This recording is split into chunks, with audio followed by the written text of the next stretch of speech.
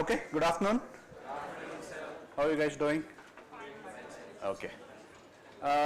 So, in the previous class, we started with the meaning, okay, and the development of anthropology. So, there's one more topic that is left in this introduction, that is scope of anthropology. So, by now, most of you must be clear as to what we will be studying in anthropology. That is what is the scope of anthropology. Okay, just to recap, okay, for those who have missed the previous class.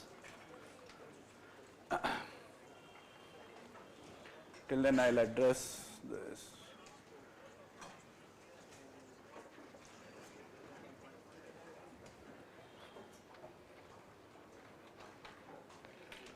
Work out.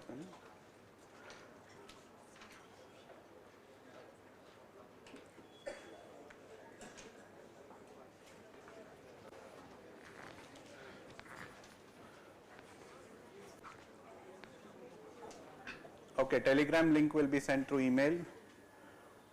First class we did introduction, so you haven't missed much.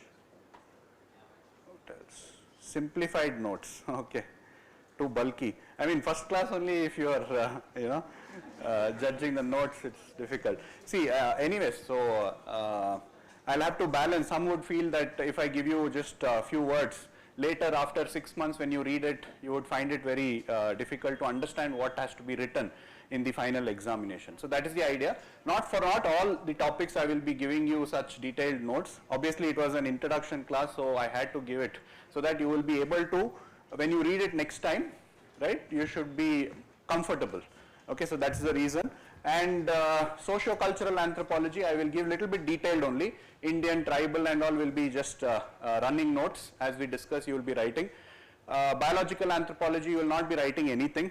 Okay. Similarly, archaeological, it is all running notes. Okay. Only socio-cultural and theorist, I would be giving you detailed notes. You will appreciate it later. Okay. Maybe now you might find it tiring. See, sometimes, if you want to succeed, you need to work hard, and writing more, etc. is a part of it. Okay, so don't worry. As we go by, you'll understand how important these things are. Okay? Yeah. So in the previous class, we discussed about the meaning of anthropology, right? I think so. It's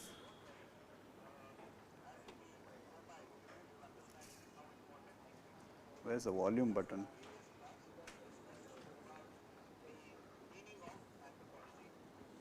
Yeah, so we discussed the meaning of anthropology, right? So anthropology is study of humankind, right? In all aspects, whether it is biology, culture, society, etc.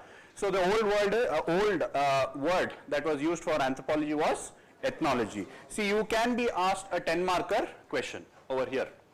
So my notes, what I have given here, is not enough, okay, for a 10-marker. So when I tell 10-marker, you will have to write a 150 words, at least around 150 words, right? So this is just an introduction to this. When we finish the entire socio-cultural anthropology, you yourself will know what to write for this. Is that understood? So this might be just few lines, but as we finish more topics, you will know what exactly to write over here. Similarly, ethnography also can be asked as a 10-marker. It should be prepared for a 150 words answer. Okay? Anyway, so the two difference, I mean, ethnology is a comparative study. When one culture is compared with another culture, it is a ethnology. It is called as ethnology. Whereas ethnography is writing in detail about a particular culture, okay, a group of people, whatever. So that is ethnography. So when you do one study, one society, it is ethnography. Okay, when you compare more than one society, it becomes your ethnology. I hope it is clear, right? So when simple question like what is anthropology and what is the scope of anthropology, you should be able to write at least 50 to 100 words. Okay, all of you will be able to do that. Fine. So we have discussed about the development. I'll just go to 17th and 18th century and Darwin's theory. Yes. So these two development that took place in the world. Okay, Renaissance followed by colonization of the new areas. So that led to lot of information about exotic societies. Using that, and also at that point of time, biological evolution given by Darwin, the synthesis of both of this led to an interest in study of culture, which ultimately gave rise to the discipline of anthropology, right? So all that you have understood yesterday. Okay? So that is what we have discussed in the previous class. Before I start today's class, see if, Telegram, many are finding it difficult, so I have tried to put a picture itself. So in your Telegram group, right, so there is something here. If you go to the settings of that group, you will find files, right? In that files, you will find all the handouts that I share. Okay? So you don't have to keep asking in the group, just go to the file section here. Media mein photos and other things what I share, class ka photos, that will be in the media section. Okay, the file section will be in the files folder. Okay, anyway, so some are finding it difficult, it's okay. Some are technologically challenged, it's okay, right? So for them, you will find all these things, but still you will find many people asking where is the handout, where is the handout, but it's okay, no problem. You can find it in the file section throughout till you clear your exam. This group will be there, you can find it even then. Okay? And please don't share copyright materials in the group. Okay? Whether it is other institutes or whether it is textbooks, please don't share it in the group. Okay? It is unethical to do so. So it is not right to share it in the institute group. Okay? So I appreciate you can do it personally. I mean, I would not be able to control that, but not in the institute group. Please don't share copyright materials. Okay?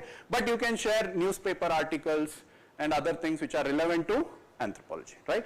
Because you are becoming civil servant, start developing or cultivating that aptitude also, being ethical, etc. Okay? So with that, we will start with the scope of anthropology. See, generally when we talk about anthropology, the idea is that we always study about tribes, we always study about exotic society, we always study about primitive society or somebody in the past. But it is not that. The scope is quite wide in terms of, for anthropology. The scope means what? What do we study? What is the subject matter of anthropology? Okay, under anthropology, what all things that is researched, what is written about it, etc. That is the scope. Very simple topic. Okay, but it might look simple, but there are few words that you are supposed to use when you write the answer. Let's see about that. So first one is that you'll have to mention these words. You can't replace it and make your own words. You understood? That is why this topics or what you will be writing in your notes is important. So what is the scope of anthropology? Okay, anthropology studies society, culture, biology of humans. Okay, its scope is universal. Thus, it is universal. Basically, it studies everything. So this word universal should be there. It studies anything in totality. It doesn't study anything specifically. It studies it in totality. Whether you take economic activity of a society, you don't just study the economic aspect of that, you study other aspect related to economy. Now let me give you an example. Okay, so when you are studying about economy, let's say you study about ceremonial exchange, like during certain festivals, certain religious activities, you exchange goods or services. Yes or no? Yes. So you give 101 rupee. Yes, so it is considered 101 is lucky, or that 1 rupee. I don't know what is the significance of that. Okay, so you are not just talking about the exchange of 100 rupees or 101 rupee. You are also studying the significance behind that, the cultural aspect of it, its impact on the relationship, etc. See, for example, you go to your friend's wedding, right? You give 100 rupees as gift for him. He will write down, this person gave me 100 rupees. So later on, he is going to return it back to you. It's not just an economic activity. There are something else associated with that. That is what anthropology studies. You don't study it in isolation. You study it as a whole. It's a holistic science. So those words have to be used. Otherwise, it's a very simple topic.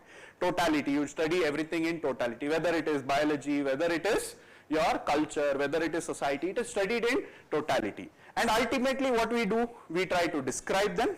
Yes, we try to elaborate what it is. Okay. Then we try to analyze why he is giving 101 rupee. Yes. And then we come up with a theory saying that in this condition, this happens. In this condition, so in a marriage, this happens. In case of funeral, this happens. So we come up with theories. Okay, so we study it in totality in parts and parts in relationship with totality. What does this mean is, so if you take any unit of society, okay, it has got parts, the parts come together to form the whole. Take the analogy of human body. So human body is made up of parts, organs, cells, etc. So it's made up of parts. Okay, so to understand the human body, we have to study the parts. But at the same time, we cannot study parts alone. We have to study parts in relationship with the other parts as a whole. That's what it is. So society also is made up of parts. So we study the parts in relationship with the whole and the whole in relationship with the parts, or something like that. So totality in parts and parts in relationship with the totality, and ultimately we want to bring a science in society, in cultural studies, in societal studies. We want to make it a science. So we make generalization saying that, okay, in a patriarchal society this will happen, in a matriarchal society this will happen, etc. Okay, anyway, so what you have to remember is these words when we write down. Okay, so it studies all aspects, biology, culture, society, all groups, okay, across the world, whether it is primitive, whether it is advanced, civilized, barbaric, all groups are studied at all time. So time is not a barrier. We study the past, we study the present, we also look into the future, that is the changes that is occurring. So anything that is coterminous with genus Homo, okay, everything that is related to humans we study, and we try to find what is universal. I told what affects everybody, what general, and what is particular. All this I have explained yesterday. So we try to bring in, so it is a science, or it is a subject that brings about humanity out of us. So it brings unity, okay, because we realize that everybody is same, at the same time appreciate the diversity within. Okay, so we try to bring in laws, we try to bring in principles, okay, or regularities in human activity. See, actually we try to understand later when you the first topic today when we do, it's a very interesting topic.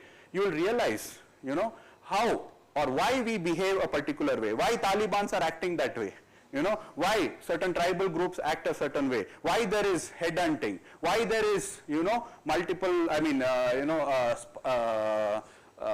wives or husbands, why it is there. We try to understand all of that. You try to find some kind of regularity, okay, in this chaotic diversity of culture. So that is what is the scope of anthropology. Is that okay? So many different diverse culture is there, and anthropology tries to bring some kind of law to generalize why people behave a particular way. Okay, so that is the scope of anthropology. Is that okay? So you can write down, okay, then we will continue from here. The scope of anthropology.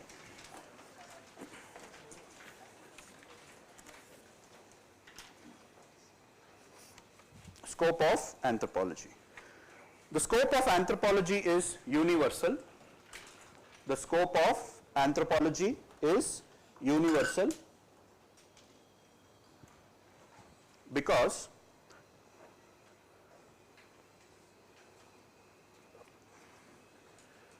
the scope of anthropology is universal because it strives to understand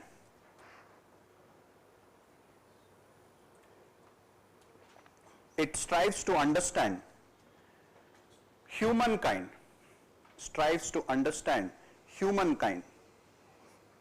in its totality.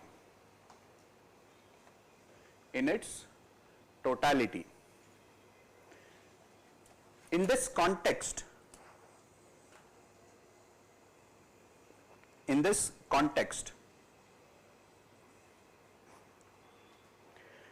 it not only describes,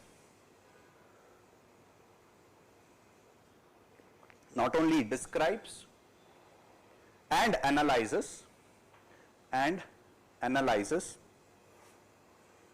but also synthesizes, in bracket build theory. Synthesize means to build theory. Not only describes and analyzes, but also synthesizes the cultural, social, and biological aspect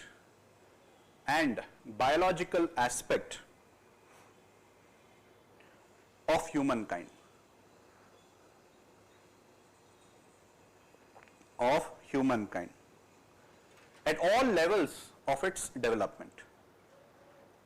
at all levels of its development, in all places,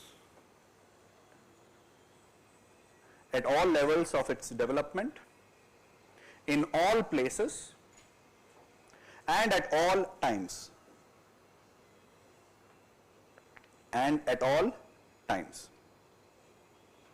Full stop. This is done in order to,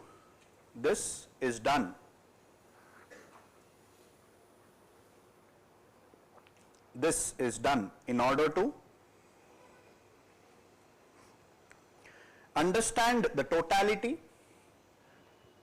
This is done in order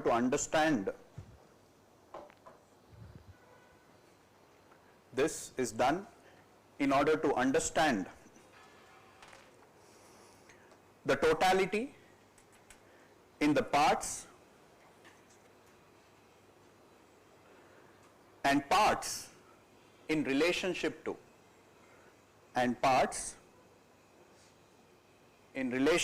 to, totality, and to make certain generalization,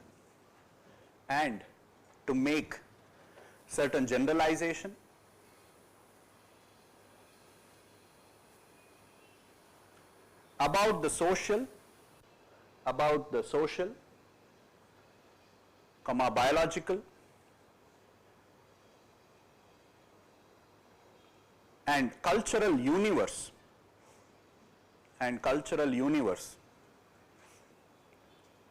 of the whole humankind.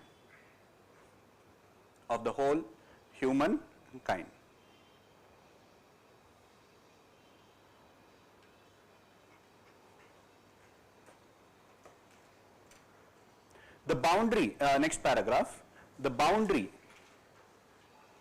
of the scope of anthropology,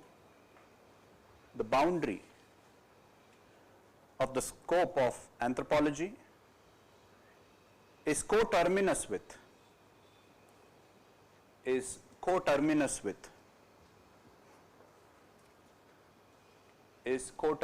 with, the boundaries of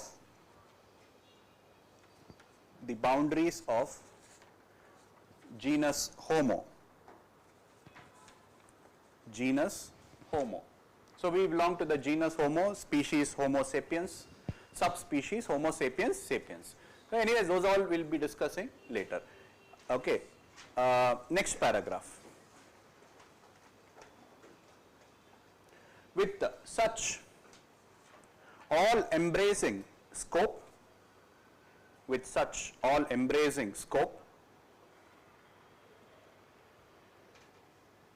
anthropologist anthropologists try to extract what is universal,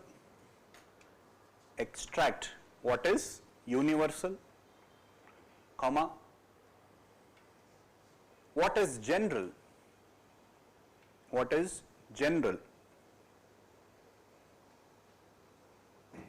and what is particular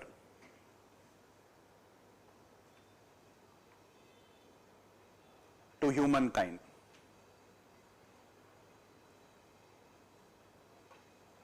Next paragraph. Through such knowledge,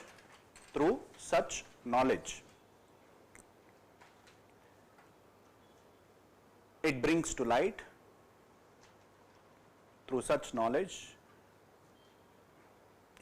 light,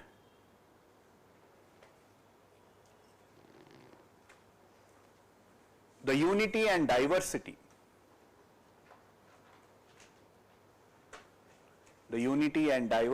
in us, unity and diversity in us. On the basis of such knowledge,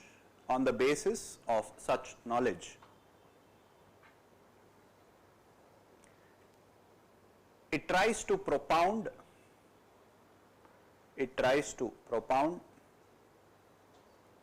certain regularities, principles or laws governing the cultural,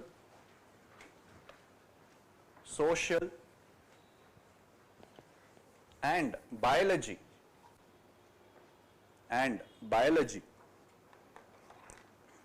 of genus Homo.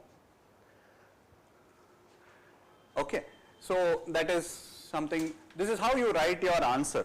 Okay, if it is an essay type of answer, okay, you write something like this. Okay, whatever you have written, there is not too much facts that you have to by heart and you have to remember. Okay, this is just to give you an idea as to how things have to be written, how answer has to be written. I am sure at the end of the class you will be able to write it on your own. You don't have to remember these things. Later on what we do, those are the things that you have to remember. This is just an introduction. You will be better off writing better answer later on. Okay? Again, continuing with the scope itself, because of the scope or the methods that anthropology adopts, anthropology, there are certain unique things about anthropology compared to other discipline. Again, these words you have to remember. Anyways, it will become very familiar as you are, it becomes very natural to you as we progress in our classes. Today you might find some of the terms that you are hearing for the first time. Okay, so as you all know, it is holistic. What do you mean by that? You study everything. Okay, nothing is a limiting factor. You study everything. Whether it is biology, you can study anything about biology. Whether it is culture, you study everything about it. Unlike other discipline which is part science or part subject, this is a holistic science. You try to study everything in an integrated manner. How culture affects biology, how biology affects culture. That's how you try to study in relationship with everything. So a holistic study, you get an holistic picture about everything. See, for example, economy. In economy, what do you study? Monetary policy, fiscal policy, right? And you study them in isolation. Okay, inflation you will be studying, etc. Here we will be focusing about how economic activities are related with each other. There are certain tribes across, few tribes, if I give some example, like in Quackity Red Indians. Okay, so they conduct something called as potluck, okay, where it's a cultural event where they try to destroy their entire wealth. Okay, matlab they are going to give feasts and they are going to give gifts to other people and they are going to become beggars after that. Okay, you might find it, oh my God, is he crazy? Save some. If you tell your parents I'm giving a party and all my money is gone, they'll say you're crazy, you sit and study, right? But in Quackity Red Indians, it is a practice that is looked upon by everybody, or it's awaited for their entire life. If somebody is going to do that, okay, potluck, they destroy their entire wealth. We cannot understand that. We were like, what is happening? Why they are doing this? Maybe somebody has to give them a piece of advice or something like that. But then from the anthropological point of view, from the holistic point of view, if you look at it, you get an idea as to why they do it. From the economic point of view, it is a disaster. Okay, but from the cultural point of view, by doing this, he gets social elevation. Now, he might be looking at you guys and laughing at you. My God, in the afternoon, they're sitting in a class and listening to, him talking about something. What is wrong with them? Why are they doing? Why are they suffering? But what are you doing? You don't find this as suffering because you are aspiring to become something else, social elevation. Correct? So from the economic point of view, if he looks, he's like waste of money, waste of time. Instead, he could be working somewhere and he could be earning money. Are you understanding? So we find that funny, they might find this funny. So if you look at it from the whole, why are you doing this? Is it from the economic point of view? Maybe for few, but otherwise, it's not just economic point of view, or it's not just a degree that you are going to get. It is, say, social elevation for few. It is the inner calling to commit yourself to social causes, which nobody can understand. Somebody, your cousin, if he looks at you for, after third attempt, fourth attempt, if you're still struggling and you clear finally at fourth attempt or something like that, they might be like, what is wrong with them? Why did he waste 5 years, 6 years? But only you will understand the kind of passion that, you has to be understood as, I'm just giving you an idea because you will understand it only if you look at it from different point of view, holistically. That's what, anthropology does, holistic. Anything you study it holistically, okay? And it is comparative studies. Whatever we do is a comparative studies. Okay, it can be two types, synchronic and diachronic studies. Synchronic is when the same society is studied across time. Diachronic is when the same, at the same time, two societies are studied. Okay, like our society itself can be studied past versus present. Okay, or it can be studied same time, Indians can be studied compared with US or Americans. So it's a comparative study. And in anthropology we adopt, this again is a very important word and it itself is a theory. Okay, structural theory and all that, we use this. We study it from the systems and process point of view. To understand what is the system and process point of view, you take human body.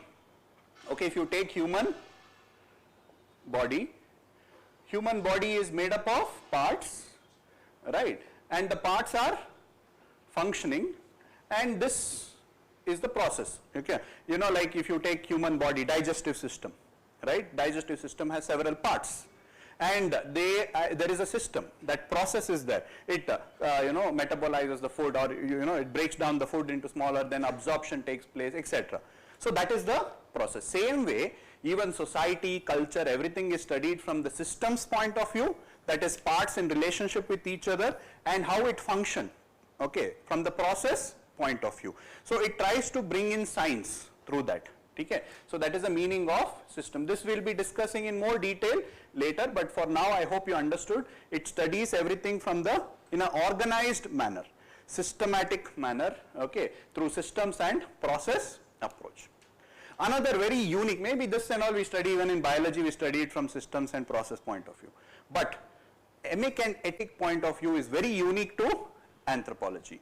So emic means from the insider's point of view.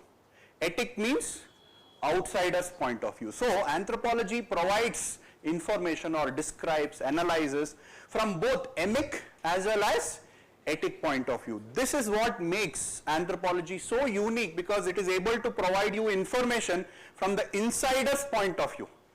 You understood? So that makes the information available in anthropology unbiased, okay, and tries to bring about the real aspect of it, emic point. Do you all understand what is this? This again an important word, you will be using it in several places. Okay, emic and etic point of view. Emic means from the insider's point of view. They go live in societies, they learn their language, they live for 2-3 years and become part of them, okay, participate with their activities and tries to come out with knowledge which otherwise you will not be able to understand. From the outsider's point of view, our culture is going to influence how we are going to see things. Yes or no? Our culture is going to influence how we are going to see things. We go to an African tribe, okay, they are hunting and gathering and all that. We go there and then there's no network. We're like, oh my God, these guys are so uncivilized. So how are they living? But those guys will be saying that, okay, we have friends, we have everybody, we are enjoying. So for us that is important. So if you look at it from your point of view and say progress is only when there is network connection, okay, so that is etic point of view. The emic point of view is when you try to judge somebody's culture from their point of view. That is what anthropology tries to do. When we look at various theories and anthropologists' work, that is what they try to do. Okay, so this is very unique to anthropology. No other discipline tries to do this, is what we can say. Next is case study point of view. That is, we look at anything in detailed, okay, like how if you go to an hospital, they'll have a case sheet which will have not just the present problems but their past problem, their family problems, correct, no? I mean, if you have seen in hospitals, they would be asking you, do you have BP, do you have, you know, sugar, does your parents have diabetes, like that they ask your history. So they try to build the entire case history about you. Same way anthropology studies is case study perspective, that means it tries to study everything in detail, okay, both the past, the present, to understand it in a holistic manner. And one more thing which is very unique, like emic and etic, very unique to anthropology, and it's like a tradition in anthropology, is field work. Okay, so they go, the laboratory of anthropology is the society in which the people live. They go among them, okay, they participate, they observe, they write, interview, and use other tools to collect information. So no other discipline does field work as a part of their discipline. Okay, this is a major work, unique factor of anthropology. Field work tradition itself is a 20 marker question. Later on we'll discuss that. Okay, so this is what makes anthropology very unique. So you can write down, continue. What makes the scope of anthropology unique? What makes the scope of anthropology unique?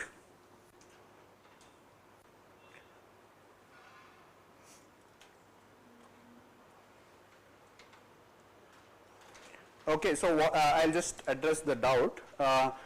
What is emic and etic perspective? I told you. So emic is from the insider's point of view, etic is from the outsider's point of view. So it provides both viewpoint and hence is able to provide an unbiased view. So can emic point of view be categorized as human, free from human bias? So that is the question that is asked by a friend here, and actually it's a very good question. Okay, so emic means from the insider's point of view. So does that free us from unbiased view? So later on when we discuss theories and all, we'll give you an explanation that even emic from the insider's point of view also does not free us from bias. There is a reason behind that. I don't think I can explain it to you right now. You won't be able to understand. But to address that, it does not. The idea is to remove bias, but we cannot completely remove bias because there is always going to be a point of view. What you are going to consider the insider's view is again your views. You understood? I mean, something like that. Okay, anyways, don't worry about it. Continue.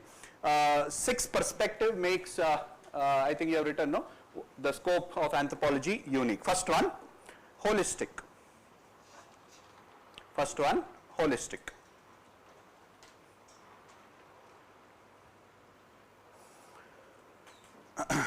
Anthropology, holistic perspective makes anthropology. Holistic perspective makes anthropology. Holistic perspective makes anthropology a whole science. A whole science. Makes anthropology a whole science. Other disciplines is part science. Other discipline is part science.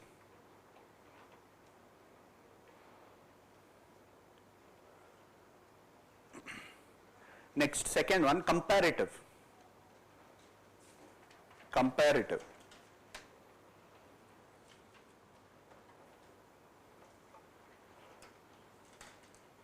Comparative perspective is the systematic comparative perspective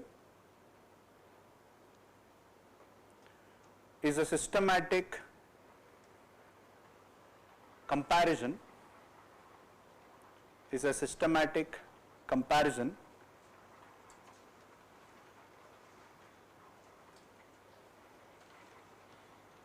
of human biology,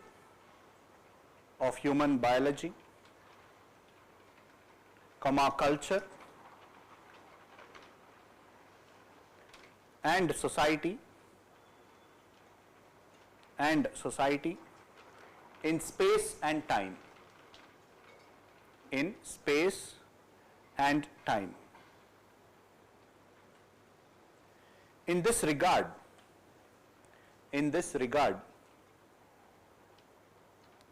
it attends to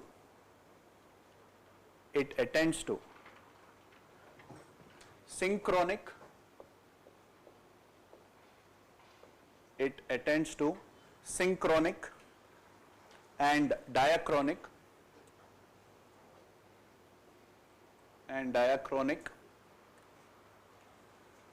approach. Synchronic and diachronic approach. Just if you want in a box or small note, synchronic is comparing different society. Synchronic means comparing different society. I think I confused myself. So synchronic compares different society at the same point of time. Synchronic compares different society at the same point of time. Diachronic compares single society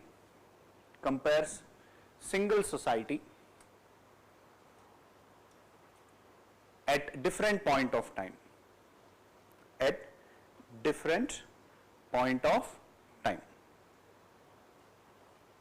Okay, next. Third one, systems and process perspective. Systems and process perspective. Systems and process perspective. Dash. It attempts to show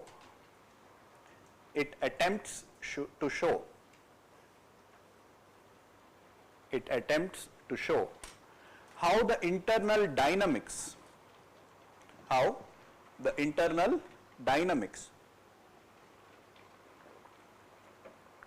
of biology,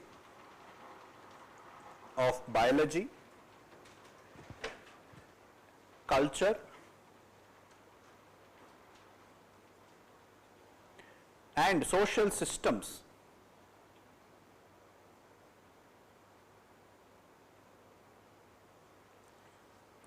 and its interactional.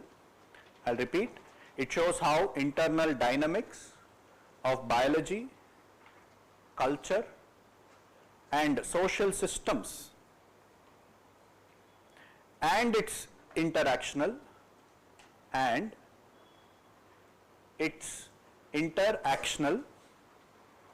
process among all these systems. Next, fourth one, emic and etic perspective. Emic and etic perspective. You can write down in brackets, emic, insider's point of view, etic, outsider's point of view.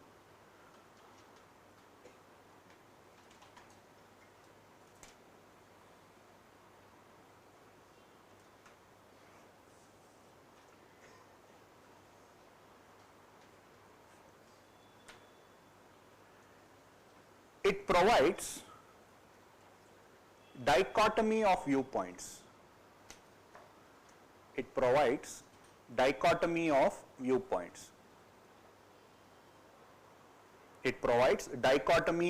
viewpoints. Dichotomy, two views. Dichotomy of viewpoints. Okay. In order to gain non-judgmental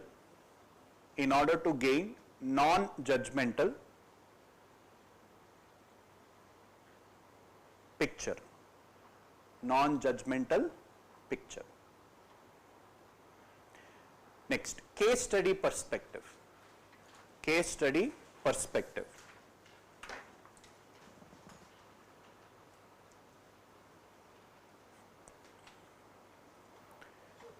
It presents an in-depth study.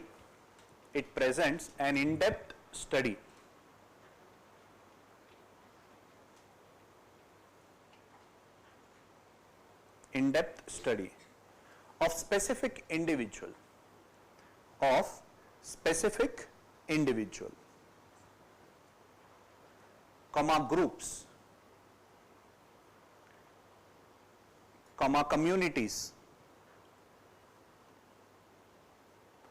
comma events, or even the entire society, or even the entire society. Next, last one, field work.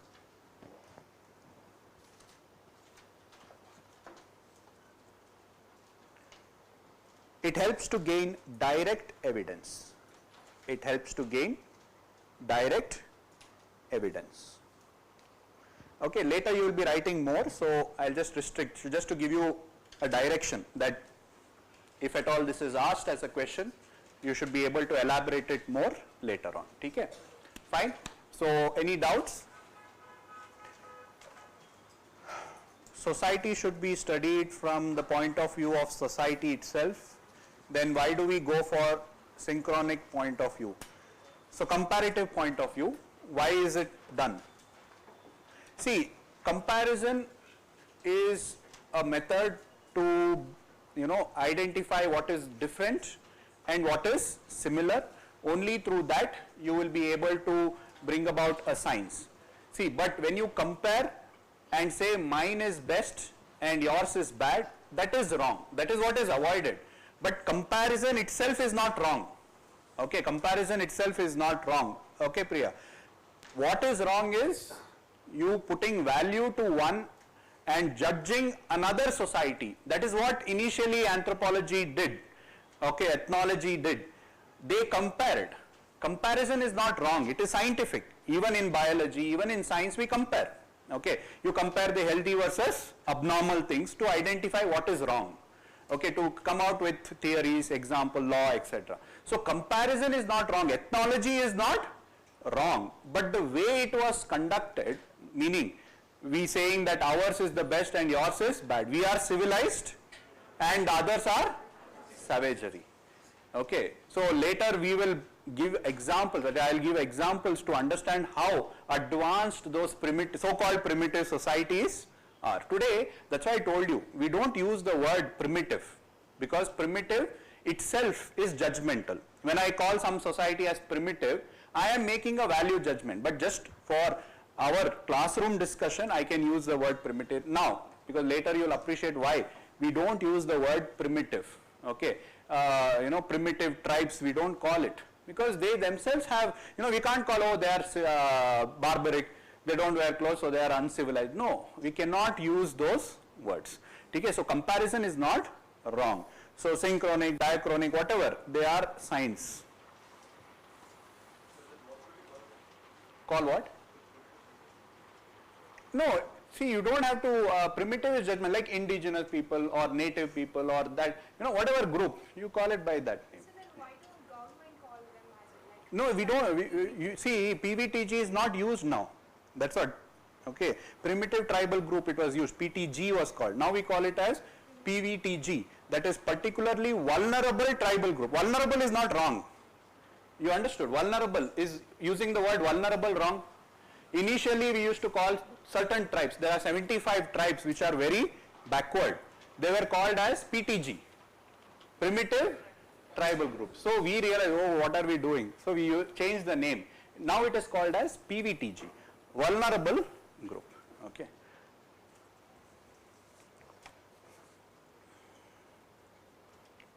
Emic, see, we'll do it again. Emic means from the insider's point of view. Okay?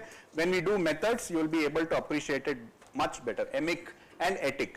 Okay, from the insider's point of view. See, for example, you go observe something and you write about it in your own words. Okay, that becomes etic point of view. When you ask the natives and you describe whatever he tells, that becomes your emic point of view, something like that. Okay, so that is what is the difference between the two. Okay, very quickly we'll complete the rest of the things. See, these and all you can write down if you want to. Okay, otherwise later we will be discussing it in detail. You can write then also. Okay, so you can write down now whatever you feel you want to write down. Otherwise, you all know that the branches of anthropology. Broadly, we can classify, or the sub branches in anthropology includes your social, cultural anthropology, physical anthropology or biological anthropology. The old name was physical anthropology. Today we use biological anthropology, because initially when in 19th century this sub branch started, we mainly used to observe the physical feature of people, racial classification, etc. We used to only observe the physical outside. So it was mainly concentrated on morphology, the physical aspect of it. But today we go in depth, genetic biology of the human. So it is now what we use now? Biological. Both are synonymously used. Physical anthropology and biological anthropology, both are same. Okay. Then you have archaeological anthropology, then linguistic anthropology, because in America and all, linguistic anthropology is studied separately. Okay. So linguistic anthropology, but otherwise in some it is part of socio-cultural anthropology. It is under that. So linguistic anthropology, even in your syllabus, if you see social cultural anthropology, the scope and meaning can be asked as a 10 marker. Biological anthropology can be asked as a 10 marker. Archaeological 10 marker, linguistic 10 marker. Applied aspect of it. Applied means when you use this knowledge for the welfare of the people, it is called as applied anthropology. When you use the knowledge to benefit the humankind, it is called as applied anthropology. These are the branches. I am sure that later on you will be able to yourself write 150 words on these things. So I won't go too much in depth. I will just explain, you can write down, continue writing down. So what is this socio-cultural anthropology? We study the society, we study the culture, as discussed already twice in our classes, right? Study of human society cross-culturally. Across the world, we study it. We study how people lead their daily life. That is your culture. What people do, how do they cook food, how do they marry, what kind of God do they worship. So we study the people, how they lead their daily life.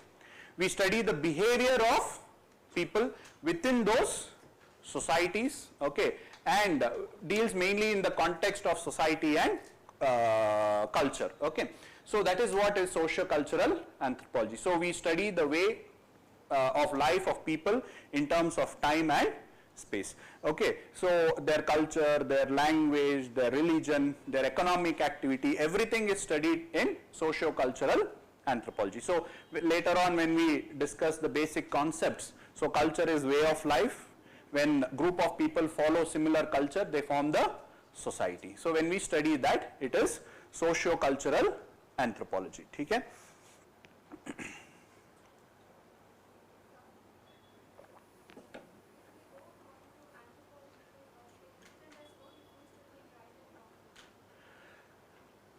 See, again, this probably we will be, doing it in the concluding classes, okay, right or wrong, what it is, etc. So there are so many theories. See, it's like asking a religious person, which God is better. He'll say his God is better. No. Same way, if you ask anthropologist also, whichever theory he follows, he will use his theories to justify something. So we will be discussing so many theories in anthropology. Okay, so some say you have to study it from functional point of view, some structural point of view, from evolutionary point of view. At the end, somebody comes up with theory called as postmodernism. You might have heard about post-truth, no? Like nowadays they tell, no? So postmodernist, they say there is no science. Okay, everything is biased. Okay, even science is created by the elite. So they say theories itself is wrong, don't build any theories. That's the conclusion. So you are asked the concluding topic. So it depends on what theory you apply. Okay, so we are trying to bring science to this subject, okay, and we are still trying to bring science to that, okay. So people came up with evolutionary theory, then they said no, it is wrong. Then they came up with diffusion theory, then they said it is wrong. Then they came up with functional theory, they found there is something shortage in that. Then they came with structural theory, like that. So we're still trying to find the most appropriate law. But our pursuit is what? To come up with a law to explain about human behavior. I'll repeat again. Ultimately, anthropology, what does it want to do? It wants to come up with law to explain why people behave a particular way, why people marry, why people have multiple wives, or why there is religion. You know, I mean, since she asked the doubt, I'm just skipping ahead. See, for example, there is religion across the world, and there is so much diversity in religion. So in anthropology, we will try to find out why there is religion. What could be the reason for religion? What is the purpose of it? Or how did it originate, etc. So we are trying to bring a law. So one person has given a theory, but obviously others will not agree to it also. So like that. So it's a very difficult question to answer, saying that can we have a completely unbiased opinion? We cannot. Okay. Next. Similarly, biological anthropology, right? It tries to study human biology, but from the evolutionary point of view. Okay, I told you in the first class. Again, we'll discuss this later on also. Okay, you can write down if you want to. Otherwise, when we do biological anthropology, that will be the first topic, the scope and meaning of biological anthropology. We try to study human biology from the evolutionary point of view. Okay, when we study from the evolutionary point of view, we try to understand why there is variation. I'll repeat again, evolutionary point of view, we are trying to understand why there is variation. In India, people look differently. In Africa, people look differently. In Europe, people look differently. Why? Because of evolution. Okay, so they have evolved differently. The environment has been different. Therefore, they have adapted to this environment differently, and they have evolved differently. So an African is better adapted to equatorial climate. You take him and put him in tundra or in polar region, he's not going to be that adapted as a Eskimo. Okay, he is better adapted over there. So from the evolutionary point of view, we try to study human biology. Other subjects also study human biology, biology itself, medicine, they all study human biology. Their purpose is different. What is our purpose? To understand human evolution and human variation.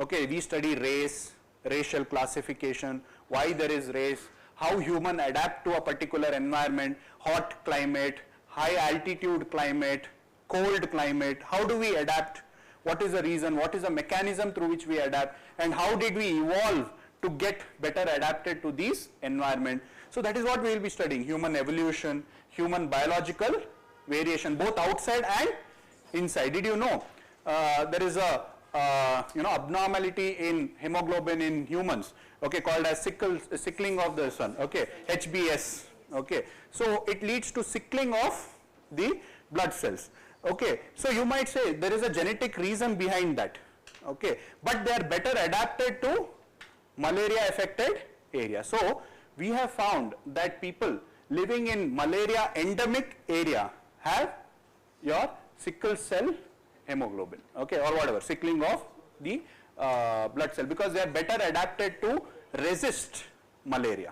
Okay, I am just giving you an example. So we try to study both outside as well as inside. See, our nose is very different from that of Eskimos. If you see Eskimos, they have little bit flat nose compared to, they have a quite a broad nose, long nose compared to us, because they inhale cold air, and if that cold air directly goes to the lungs, it's going to damage your respiratory tract, the lungs, etc. So they have a long nose, so that when the air goes in, the air gets warmed up by the mucus and other things, it gets warmed up. So not only it is different from outside. See, you might have seen even the Mongoloid race, their epicanthal fold in their eyes. So again, that is adapted to cold condition. So we try to study this human variation from the evolutionary point of view. Are you understanding what we are going to study in biology? It's not about cell multiplication, disease alone. We are trying to study it in context of evolution and variation. Because there is variation, there is evolution. So both are related to each other, like Darwin said, no? So there is variation. Some variation are better adapted. So nature selects it and leading to evolution. I'll repeat again. Okay, so there is variation. Yes, not all of us are same. Now let's say there is COVID pandemic. Not everybody had the same kind of ability to fight it. So some perished. Okay, some were able to resist it. So human race became much more better compared to what it was before. But COVID is just 2-3 years. Just talk about in terms of thousands of years, evolution has a play. So we have differences and we have a different ability to adapt. Those who are able to adapt better is selected by the nature. It's like UPSC. Those who have taken anthropology will be selected, okay, because it is better adapted, okay, and you get selected and you will evolve. The other optionals are not better adapted, so they will be eliminated, something like that, okay, fine. So that is human adaptation, variation, etc. So in context of that, we study about genetics, their nutrition, growth, development, etc. Similarly, in linguistic anthropology, we study the forms, function, and social context of language. Sorry, I forgot to mention this. So we try to study the relationship between biology and culture. So that also is studied in biological anthropology. Like for example, in nutrition, so we study how cultural practices affect the growth and development of humans. So you might have seen the average height of Indians is around 5.5 feet. I mean, it is considered to be that average, 5'7" or something like that. If you take Scandinavians, there, you know, the shortest person there might be 6 feet. Okay, because the culture affects the growth, okay, biology, okay, and in turn biology affects the culture, okay. That is what we will be studying there. Next, study the form, function, and the social context of language. Form means how language is divided, classification of language, variation in language, similarities in language, okay, and the social context, how language, the grammars, the kind of language that we use. See, we can't use a macha to our, elderly, right, or your teachers at least, right? You can't say, macha, what's the doubt? You can't ask that because there's a social context to it, okay. So like that. So those are the variations that we study in linguistic anthropology. Okay, so how language is used. It's not like linguistics. So there is a separate discipline called as linguistics. They are mainly focused in the structure of language. We are not worried so much about the structure of language. We are worried about the social context of language. Are you able to understand? They are worried about how words are put together, the grammatic, the phonetics, etc. We are not worried about that. We are worried about the social context. Why somebody calls you macha, why does the other call something else? So the social context of it. So we are not interested in the technical aspect of language structure. So we study the role in shaping culture. Language plays in shaping culture, the origin, variation, types, and the different modes of communication. Okay, so now if I use more hand movement, okay, so this is non-verbal communication. Okay, so that also has a point. Okay, if I'm just sitting like this and I'm just telling, it has less impact. So there is, when I see people smiling, when I see people yawning, I know, okay, the yawning means I understand, okay, now it's time to end my class. So those are all modes of communication which we try to study. Did you know why apes yawn? When they see something else, they yawn. Do you know why? Huh? They like, even for example, when we also want, to scare somebody, we'll be like, we do this because it's a primitive trait that we have continued. But among the primates, it's a common practice. They yawn. Even dogs you might have seen when they are in somebody else's territory, they yawn. Why? Anybody? See, this is what we study in anthropology and in linguistics. Yes? Anybody? Yes? So they want to expose their canine teeth. Okay, so by yawning, they expose their canine teeth. Don't mess with me, macha. Okay, so that is what it is. So probably that has still continued. When you try to show you're scared, but you want to show that you are not scared in front of somebody like, a rival gang. So you do. So that is a primitive trait that has continued. Anyway, so those are things what we study in non-verbal communication, different forms of communication. Is that okay if you have written it down? Right? And then next is the archaeological anthropology. So very simple. So you merge, club archaeology, where you try to infer the past by the remains left behind by them. Okay, the cultural remains. Okay, I think in the introduction class I might have given an example. So you find burial sites. Okay, burial site may even in India, some of the burial sites you find, even I think in Harappa, some evidences of this is there. So some burial sites are in an elevated position, elevated site. The other burials are grouped in a lesser platform. Okay, so what does that indicate? What could that indicate? Status difference, yes, that could indicate status different. Okay, so IAS in higher platform, IPS second platform, then IRS and others, okay, then state services somewhere far off, right? So something like that. So it shows hierarchy in the society, something like that. So we infer the past by the cultural remains left behind. See, all these you will be able to write later. So I don't want to, give that over here itself. So study the human cultural past. So you have prehistory and historical archaeology, right? What is prehistory? Okay, where there was no written evidences. Historical is with written evidences. So mainly we focus on tools. Okay, so our archaeological periods are classified on the basis of tools, stone tools, okay, metals.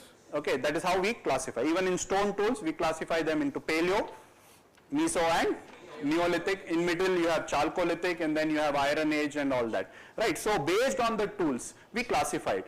It is only used to classify it, but doesn't mean that only tools these are important. Other things are also important, like what is the religion, what was the economic activity. They are also important, but we focus mainly on tools because why?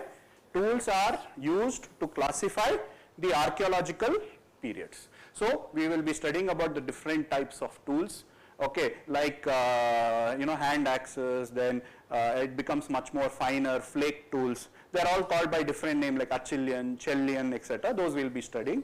Then we will be studying the culture and their society, what kind of religion they had, what kind of social stratification they had in the society. All that we will be studying in archaeological anthropology. When we apply this knowledge, whether it is archaeology, whether it is your biology, whether it is socio-cultural, for the welfare of people. This is itself, a 10 marker and lot of information you can write yourself later on. Okay, you tell me where all can anthropology be used, in forensic science as you discussed, right? So it was used, very recent, not recently, like when 9/11, the sun, Twin Tower in US, when after that, to identify the bodies, okay, forensic anthropologists were used, okay, when there is a crash, aircraft crash, etc. So anthropologists are used to identify the victims. In a scene of crime, they are used to identify criminals, okay. Even they have been used, they have found, I think in Latin America. So they found mass grave, okay, and they try to infer lot of information, who it is, etc. by, they were able to use. Because of the knowledge from archaeology, because of their knowledge from biology, because of their knowledge from culture, because it's a holistic science. So they are the best suited to address. In India, yes, it's neglected, but in many other Western countries, forensic anthropologists are in high demand as specialists, okay, in forensic and other things. What else can be used for anthropologists? Yes? Where else we can use anthropology? So tomorrow they'll ask in interview, okay, you have taken anthropology. So how is it going to help you in administration? Yes? Yeah? Defense sector, yes. Okay, yes, exactly. So it is used in defense sector. So during World War, they wanted to devise the helmets. They wanted to, manufacture these jumpsuits, aircraft mein. So there are human variation. Not everybody's head is the same. Some head has to be small, some is big. So anthropologists were able to, try to come up with models which will be useful for designing defense equipment. Actually, it has been used during the World War times. In India also, anthropologists were used to devise hockey sticks for tribals because their height, etc. is different from the general population, like that. Okay, so designing of equipments. What else? Tomorrow in administration, I told you, the perspective of anthropology. How can that help you tomorrow? Disaster management, okay. Otherwise, see, you get value which is holistic emic and etic perspective. Your views are going to be unbiased. So I guarantee you that at least, okay, because at the end of the class, you will become more open for new culture and new ideas, okay, unbiased views of people, okay. So you will be able to manage things much better, okay. So used for human welfare, there is something called as development anthropology. You forgot to mention tribal welfare. Anthropology's main bread and butter in India at least is tribal studies. Nobody studies tribals except anthropology. So in India it's become that. Okay. Then you have action anthropology. So those who not just provide assistance, but they themselves are part of administration. They are called as action anthropology. Designing sports, designing equipment, sports equipment. I mean, there was a study, I mean, some article was there where Nokia used anthropologists to come up with handsets which are more culturally appropriate, you know. So like that. So designing sports equipments, nutrition, health, disease planning, conservation of non-primates, forensics, etc. Okay, so it can be used in several places. Okay, so that is what is the scope, meaning, branch, development of anthropology. Is that okay? Fine. 10 marks, 15 marks. You can. I hope you can write. So with that, we'll start with social cultural anthropology. Is there any doubt?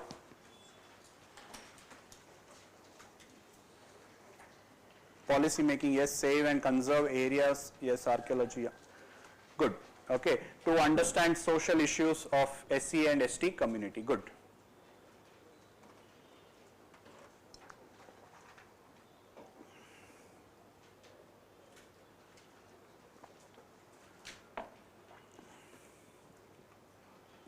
Okay, textbooks, fine. So I've already got several messages asking, should we read the books, etc. I'll again repeat. Okay. So in case if you want more clarity about a particular topic, then you can read textbook. Is that okay? Is my notes enough for clearing the exam? Yes. 100%? Yes, it is enough. Okay. Ultimately, it depends on how you use that also. Okay, how you integrate topics from different places and then make your own answer. You know, somebody might come and say, oh, 300 people are here, all of them have the same notes. But all of them will not be able to reproduce it in the same way. Okay, I give the very simple example of, okay, I'll give you a recipe, okay, to make biryani. Okay, and I'll give you all the ingredients.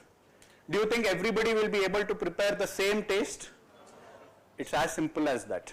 Okay, you might have the same notes, but it's not going to lead to the same answers. Okay, somebody who is having more practice in answer writing, somebody who is smart to integrate topics, somebody who is able to reproduce more, by heart more or whatever, is able to write better, obviously. So that is what is the idea. Don't get worried. See, most of the students, I mean not most, at least few students who are really smart, sometimes they do this mistake. They say that this case study everybody will write, so they will try to find some other case study. They work hard to find that case study. They don't realize that not everybody will be, first of all, writing means, okay. Second is, even if they are writing means, they might not write the same case study. Even if they write the same case study, they may not write it in the same way, in the same place, in the same concern. So don't worry. Don't unnecessarily work hard. I understand these apprehensions because see, these are things that, mistakes that we have done, okay, or I have seen others do. So don't do those things. Keep your preparation simple, have confidence in your teachers, okay, because ultimately let me tell you, if you clear tomorrow, you will tell my name, right? So there is a win-win situation. So I will work hard. I have nothing to lose if you clear. Maybe your friend, your senior, okay, who is also giving the same attempt in the same class, they might have some kind of a, they might know 10 points. They're like, I didn't study only. Yesterday night I had headache.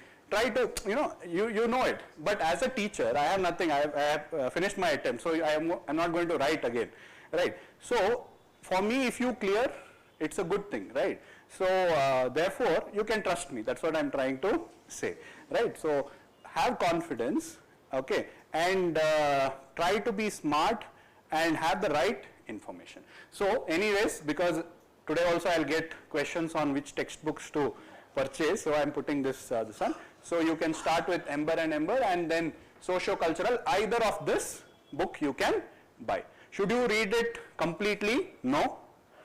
Can you clear without reading that? Yes. What else question will I get? Right, so something like that. Okay, see, don't worry, I'm a little bit sarcastic and make joke and all, but don't worry, you can ask me doubt again and again, I don't mind. Okay, fine. So, socio-cultural anthropology. So, you have written this down, socio-cultural anthropology introduction. So, it is basically study of human society, same thing, what you have written earlier. So, socio-cultural anthropology studies culture and society, focuses on how people live, behavior of people, deals with man in context of society, okay, and culture. Now, you already know by now, yes, so this discipline, socio-cultural anthropology, was inspired by Darwin's theory. You can write down if you want, otherwise I am not going to dictate it separately. So, Darwin came up with what is known as the organic evolution, organic or biological evolution, correct? So, when we do Darwin's theory later, okay, in our evolution chapter, so he came up with this theory of natural selection, okay, variation and natural selection. Don't worry about all that. So, organic evolution, that means in biology, organisms evolve, okay, they evolve. They evolve from simple to more complex being. This is what he said. This is because of variation and nature selecting on these variations. So, natural selection. Is that okay? Since it is repetitive, I am not going to dictate, but Darwin came up with organic evolution, the theory of organic evolution. So, organisms evolve from simple to complex because of variation and nature selecting these variations. So, some variations are good, some variations are bad. Good variations are selected and this lead to change, progressive change, generation after generation, and ultimately leading to new species. So, this idea of Darwin's organic evolution was adopted by people who were interested in cultural studies, or those who wanted to understand how culture evolved. So, they also said, like I mentioned these words, Herbert Spencer and all, you have written it down, Herbert Spencer, E.B. Tylor. So, they were interested in how culture also originated and evolved. So, they used this theory in cultural studies, and they said culture also evolves from simple to complex. So, even in culture there is variations. See, for example, some cultures have perished. Why? Because they were not able to adapt to a particular environment. Okay. Now, for example, global change is happening. Okay. If we don't adapt to that, we will also perish. Something like that. Okay. So,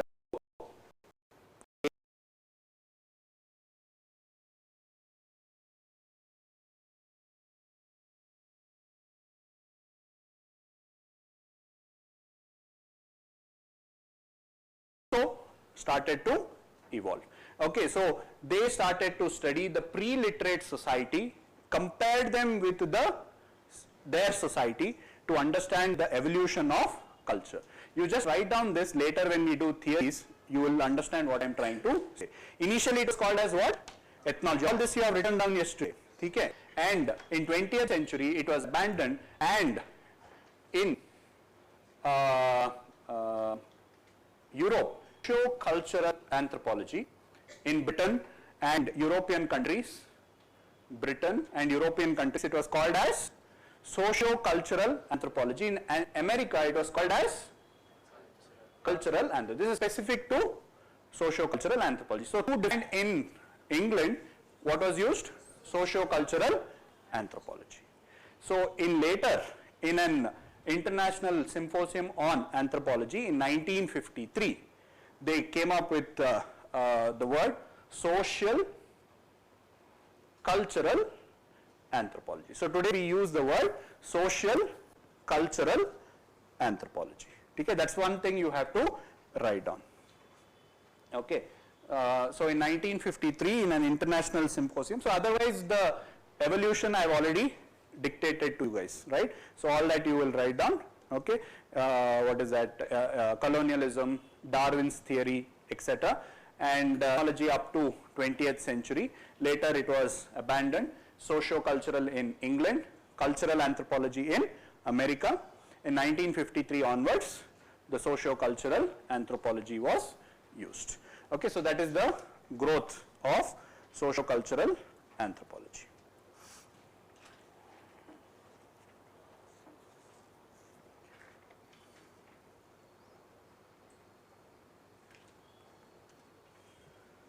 Is that okay? All of you have written it down? This one and this, yes? Next, scope. You can just write down scope, just specific to socio-cultural. I know it will be repetitive, but let's just try a few lines on that. Scope. You can write down the first line. Socio-cultural anthropology examines human behavior in its social and cultural form at all places and all time.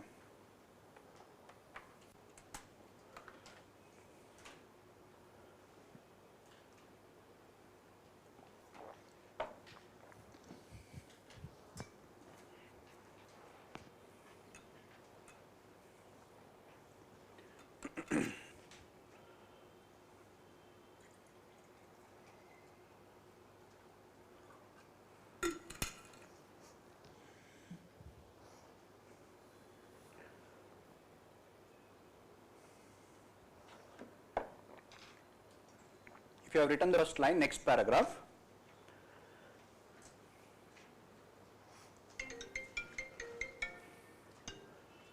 It examines human behavior in its social and cultural form at all places in all times. Next paragraph, when it examines social aspect of human behavior. Social aspect of human behavior. Now you guys tell me, when we say, when anthropologist studies the society, okay, when they study a community from the social aspect, what do they study? See, we can study either the social aspect or we can study the cultural aspect. When we say social aspect, what do we study? Their behavior. Okay. What is society? Group of people. What brings them together? Common culture. Okay. Some kind of a bond, a relationship, and this relationship is because of what? Status and relationship, right? That's what we try to study. When we study the social aspect, we study humans, okay, who has status and role, come together, interact with each other, and how do they interact, what do they do, etc. The structure of a society is studied. Culture means what he said, behavior, okay, as how culture is a design for life, living. Do you agree with that? Culture is a design for life. Okay, see, culture can be anything, like we get up in the morning, we prepare food, we do yoga, we run, things like that. So it's a design. Culture provides us a blueprint which we use to live our life. What is society? It's a relationship. It's a, it's the framework which brings us together. So from the social point of view, what do we study? The structure of the society, meaning the relationship, how they interact, etc. When we say culture, we study how culture is a design for living. Okay, just these words you have to mention, that's all. Okay. Anyways, you can just continue writing. So when it examines the social aspect of human behavior, when it examines the social aspect of human behavior, it shows how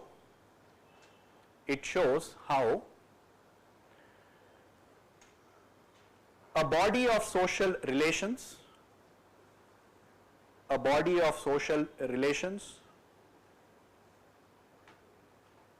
exist among humans,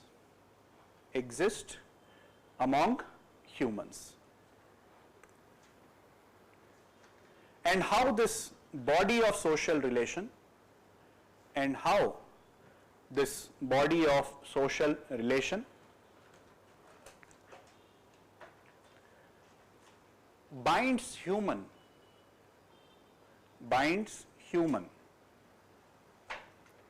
in corporate entity.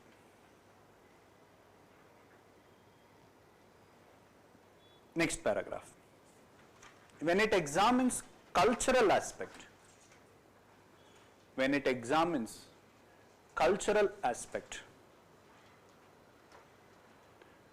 of human behavior,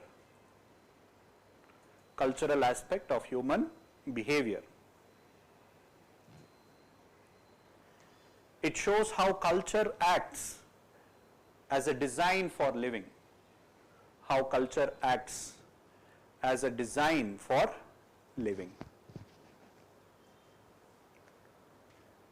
and as a guide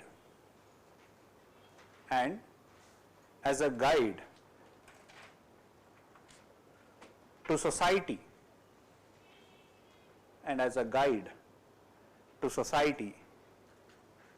in establishing reciprocal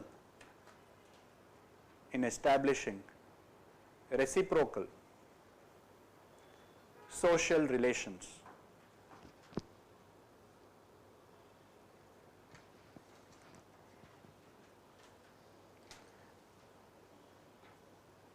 Facilitating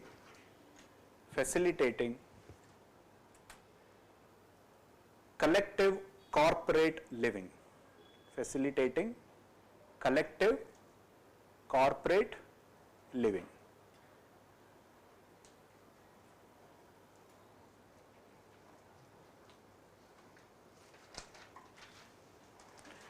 Next paragraph.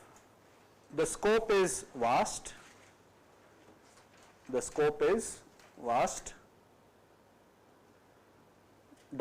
You can write what we have discussed earlier. So it studies everything at all place, at all time, past, present, etc. You can write. In this regard, next paragraph, in this regard, it describes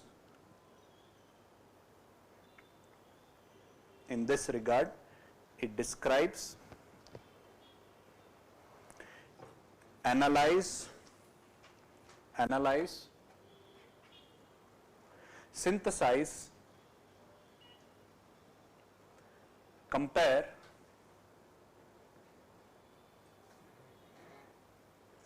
and explain social and cultural phenomena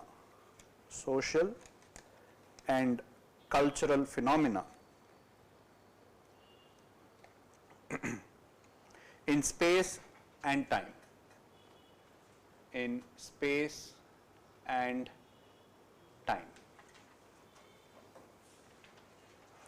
Okay, you can just write down aims of socio-cultural anthropology or social cultural anthropology just for the conclusion.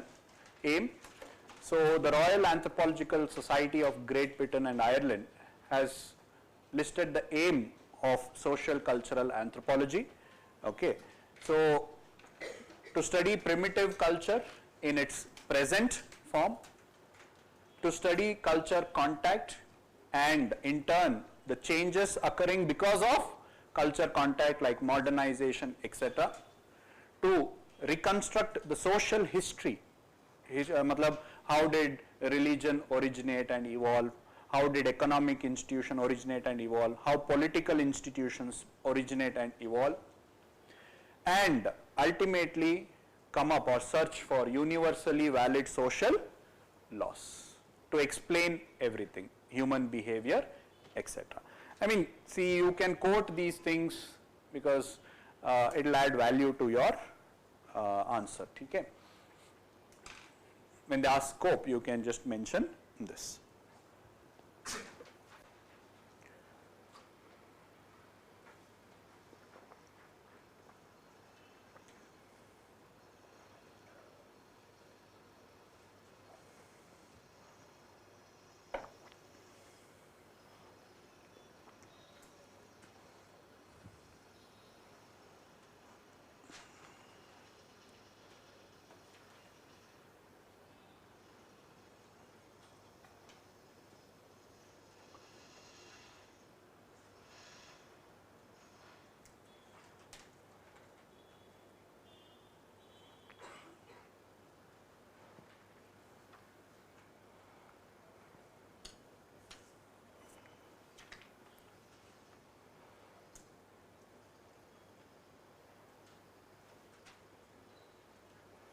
Any doubts so far?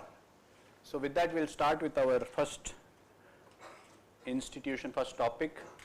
From now onwards, it becomes important. All these things you can write on your own in better ways, etc. As we do more topics, you'll understand. Okay.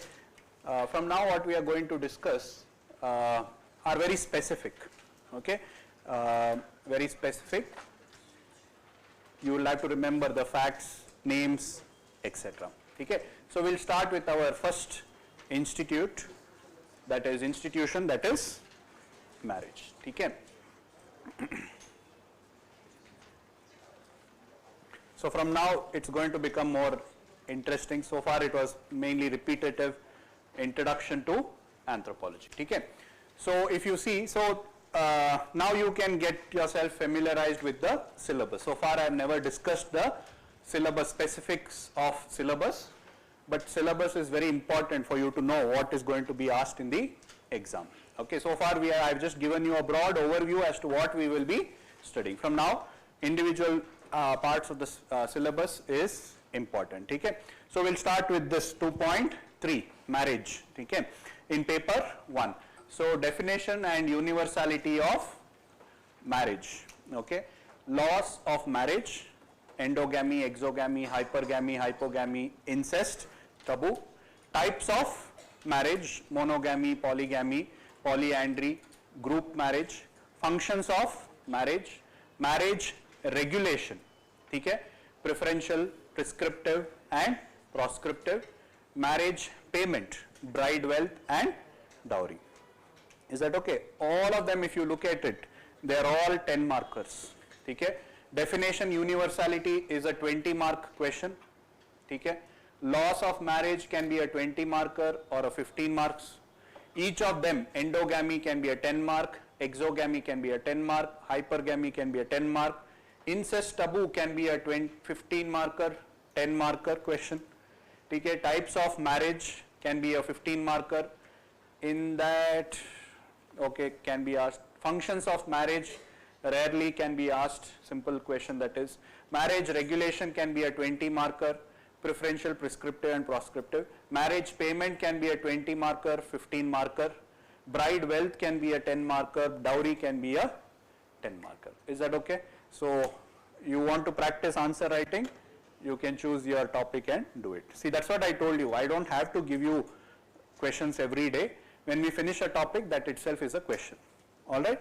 So this is what we will be discussing. I mean, if I just give you a broad idea, what we will be discussing is, see, marriage. What is marriage? What is marriage? Two people fall in love. Then there is a villain who also is in love. Okay, and then there is running around the tree. Yes, go to Switzerland, do a dance. Okay, then parents don't agree. Then you come back, okay, then finally, you fight the villain, parents are happy, and then you get together. That is marriage. Correct? No? So that's a Bollywood definition of marriage. Now, how do you define marriage?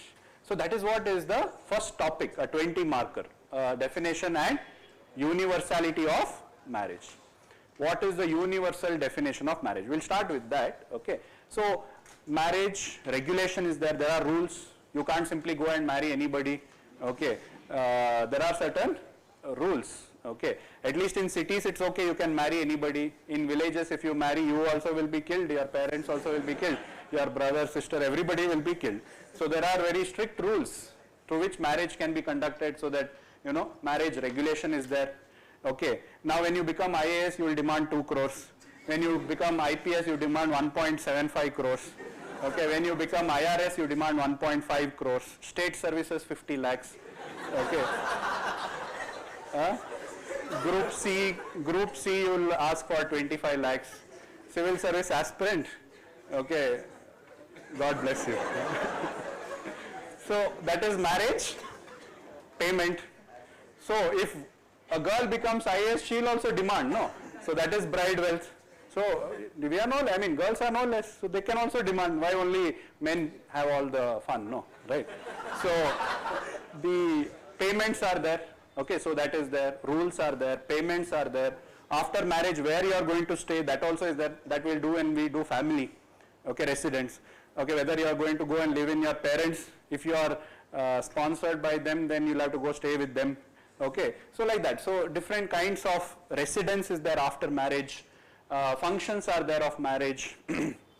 Okay, so after marriage you have to wash your vessels, etc. So those are the functions of marriage. Okay, so like that, different kinds, and then you are going to marry one person, or you are going to marry couple of person, and couple of persons are going to come together to form a group marriage, right? So all kinds of marriages are there. All that we have to understand. Very interesting, very nice topic to start the class with, right? Okay, so we'll start with that. So I have divided the topics like this to give you more clarity. Universal definition of marriage, marriage regulation, that is the rules, types of marriage based on the regulations, incest, taboo, whom you cannot marry, okay? Then types of marriage based on the structure, meaning 1 person, 2 person, 10 person, how many people are there based on that, functions and marriage payments, okay? So all that we will be discussing. So before that, just to give you an idea, we will be drawing these family trees, okay, for better visual explanation. So just for your understanding, this is how you draw a family tree. Not everything, so not so complicated at least, but you know, male is represented by a triangle, okay, female is represented by circle, okay. If they are related, you show it by one dash. If they are married, you show it through two horizontal lines. This is marriage, okay. These are brothers and sisters, okay. That's how you show. Then if somebody is dead, you cross them out, okay. So something like that. This is how you have to draw. So father, mother, okay, brother, sister, brother's wife, okay, their children. That's how you will show. This is important for, is it okay, or should I explain it in more detail? Fine, all of you understood?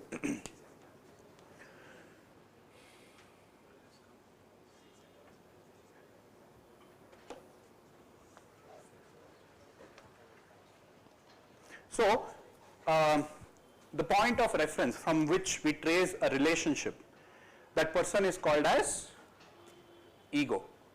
Your ego is there, no? Ego means what? Self. Yes? So ego. Ego is the person from whom we trace the relationship. See, this is something which is necessary for your marriage, kinship, studies, everything. Okay, I'm just jumping ahead with all of that. So ego means you trace the relationship. Now, ego's brother means this person. Ego's husband means this person. Ego's sister who is dead. Ego's father, ego's mother, ego's grandfather from the mother's side, maternal, and from the father. And I hope you know the name. Maternal means mother, paternal means father, patrilineal, lineal means line, patrilineal, okay. It is, the descent is traced through the father means patrilineal. If it is traced through mother, we'll discuss that definition, etc. Okay. Here I don't know, when we discuss, there will be some words that we'll be using. Matrilineal means some society is matrilineal, where the descent is traced through mother. Okay. Matlab, they inherit property from the mother side. Okay. They inherit name from the mother's side. Okay. That is matrilineal. Patrilineal means, like for example, most of our societies, patrilineal meaning we inherit properties from our father. Don't talk about modern law, but in general, traditionally patrilineal means inheriting from the father, patrilineal, or tracing the descent from patrilineal, matriarchal, where the decision is taken by the mother's side, patriarchal, where it is taken from the father's side. So those words and all, I hope you are familiar. In kinship, we'll discuss it in detail, the definition and all that. Okay. Cross cousin, parallel cousin, I hope you know, right? Who are parallel cousins? So your, so this is a male, right? Male, male brother and sister. So fathers, brothers, children becomes parallel cousins. I'll repeat again. Fathers, brothers, children becomes parallel cousin. Mothers, sisters, children becomes parallel cousin. Siblings of the same gender, of the same sex is parallel cousins. Is that okay? Online student also, I mean, I just trying to get you familiarized, that's all. Some might get confused later on. So what is parallel cousin? So fathers, brothers, children, or mothers, sisters, children are parallel cousins. Cross cousins are fathers, sisters, children, or mothers, brothers, children. Okay, good, fine. Okay. See, this is all through experience. Some people have found it difficult when I do my class, so that's why I've given this. Anyways, so we'll start with the first topic then, universal definition of marriage. So these are the previous year question. Describe the problem of universal definition of marriage, define marriage and describe the various types of marriage in human society. These were all asked as an essay type question. That time it was a 50 mark question. Now you can say it is 20 marks. So it can be asked as a 20 mark. Describe the problem of universal definition of marriage. See, we tried to, anthropologists from the beginning, they tried to define marriage. So in online, Aishwarya has mentioned union of two people is marriage, correct? So that could be a definition. Okay. Repeat, parallel and cross cousin. So if you see this diagram, parallel means same gender, like fathers, same gender, that is brothers, their children, fathers, brother, this is father, father's brother, and their children are parallel cousin. Mother or both, mother's sister, sister's children are parallel cousin. Father's sister, their children are cross cousin. Mother's brother's children is cross cousin. Okay. Anyways, I'll share this picture after the class so that you can have a look at it.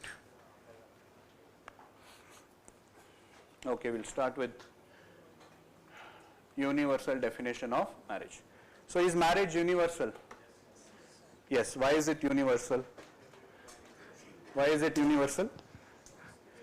It is inevitable not to fall in love, is it? That's why. Or I mean, inevitable to fall in love. Okay, whatever. Why is marriage universal?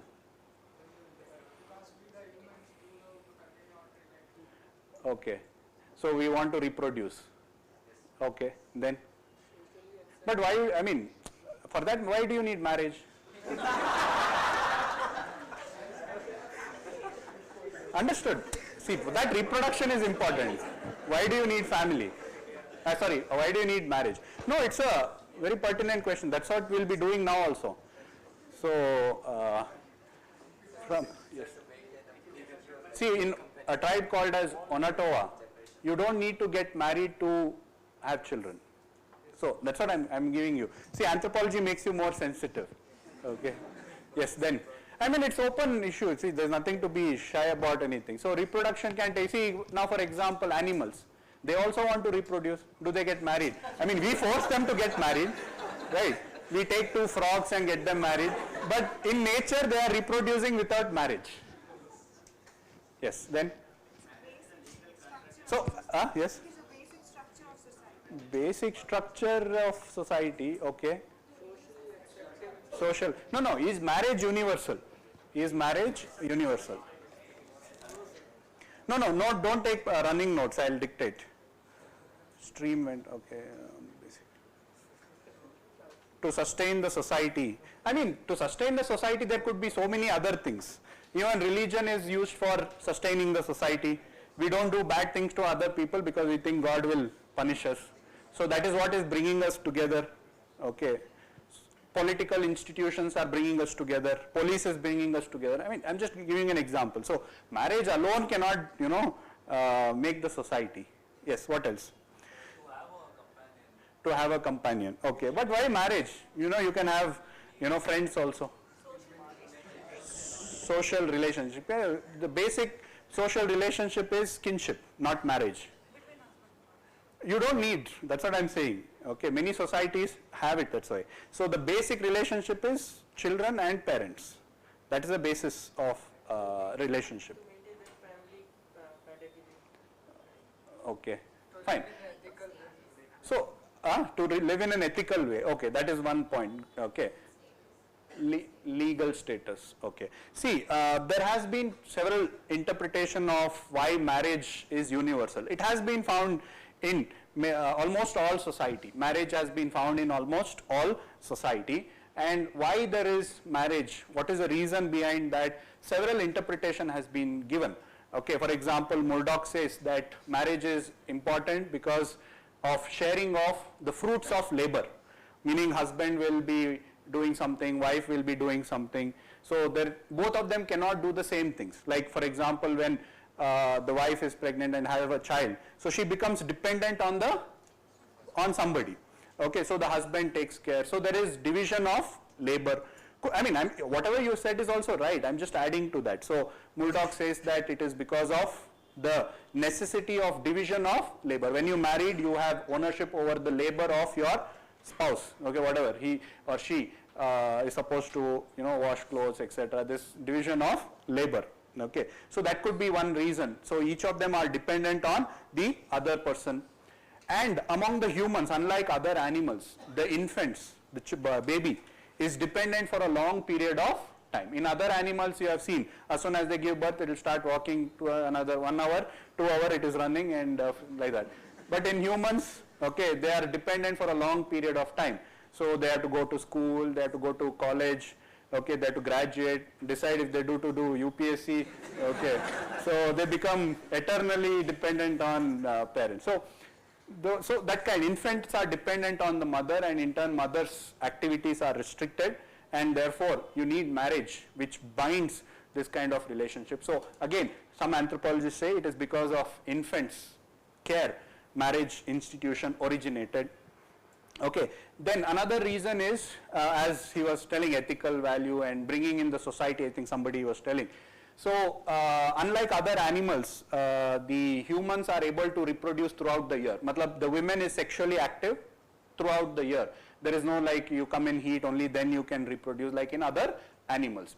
So there is always going to be a sexual competition, okay, and sexual competition is divisive in the society. Okay, so there has to be some restriction in sexual competition. Like animals, they have no restriction. Anybody can have sexual relationship with anybody else. But in human, if this was allowed, there will be sexual competition which will go against the integrity of the society. So this is a way to look at it, that marriage helps to sustain the society from sexual competition. So when you are married, okay, you know that you are not supposed to have sexual relationship with another person. So probably for several such reasons, marriage is universal. So it has been widely accepted that marriage is universal, meaning it is there in all the society because it serves some important functions which other institutions cannot perform. Okay, like taking care of infants, okay, or eliminating sexual competition, division of labor between husband and wife or between two people can be taken care by marriage. So therefore marriage is universal, but then we started defining what is marriage. So there are few definitions which you have to remember, some names that you have to remember, okay, in this particular 20 marker. So this debate about the universal definition of marriage was started when Edward Westermarck, in his book The History of Human Marriage, defines marriage. Okay, he defines marriage, okay, as a relationship between one or more man with one or more women, and that relationship has to be sanctioned by the rules of the society, and this relationship has certain rights and duties. Anyways, the definition you will write down later, but let me break down the crux of the definition.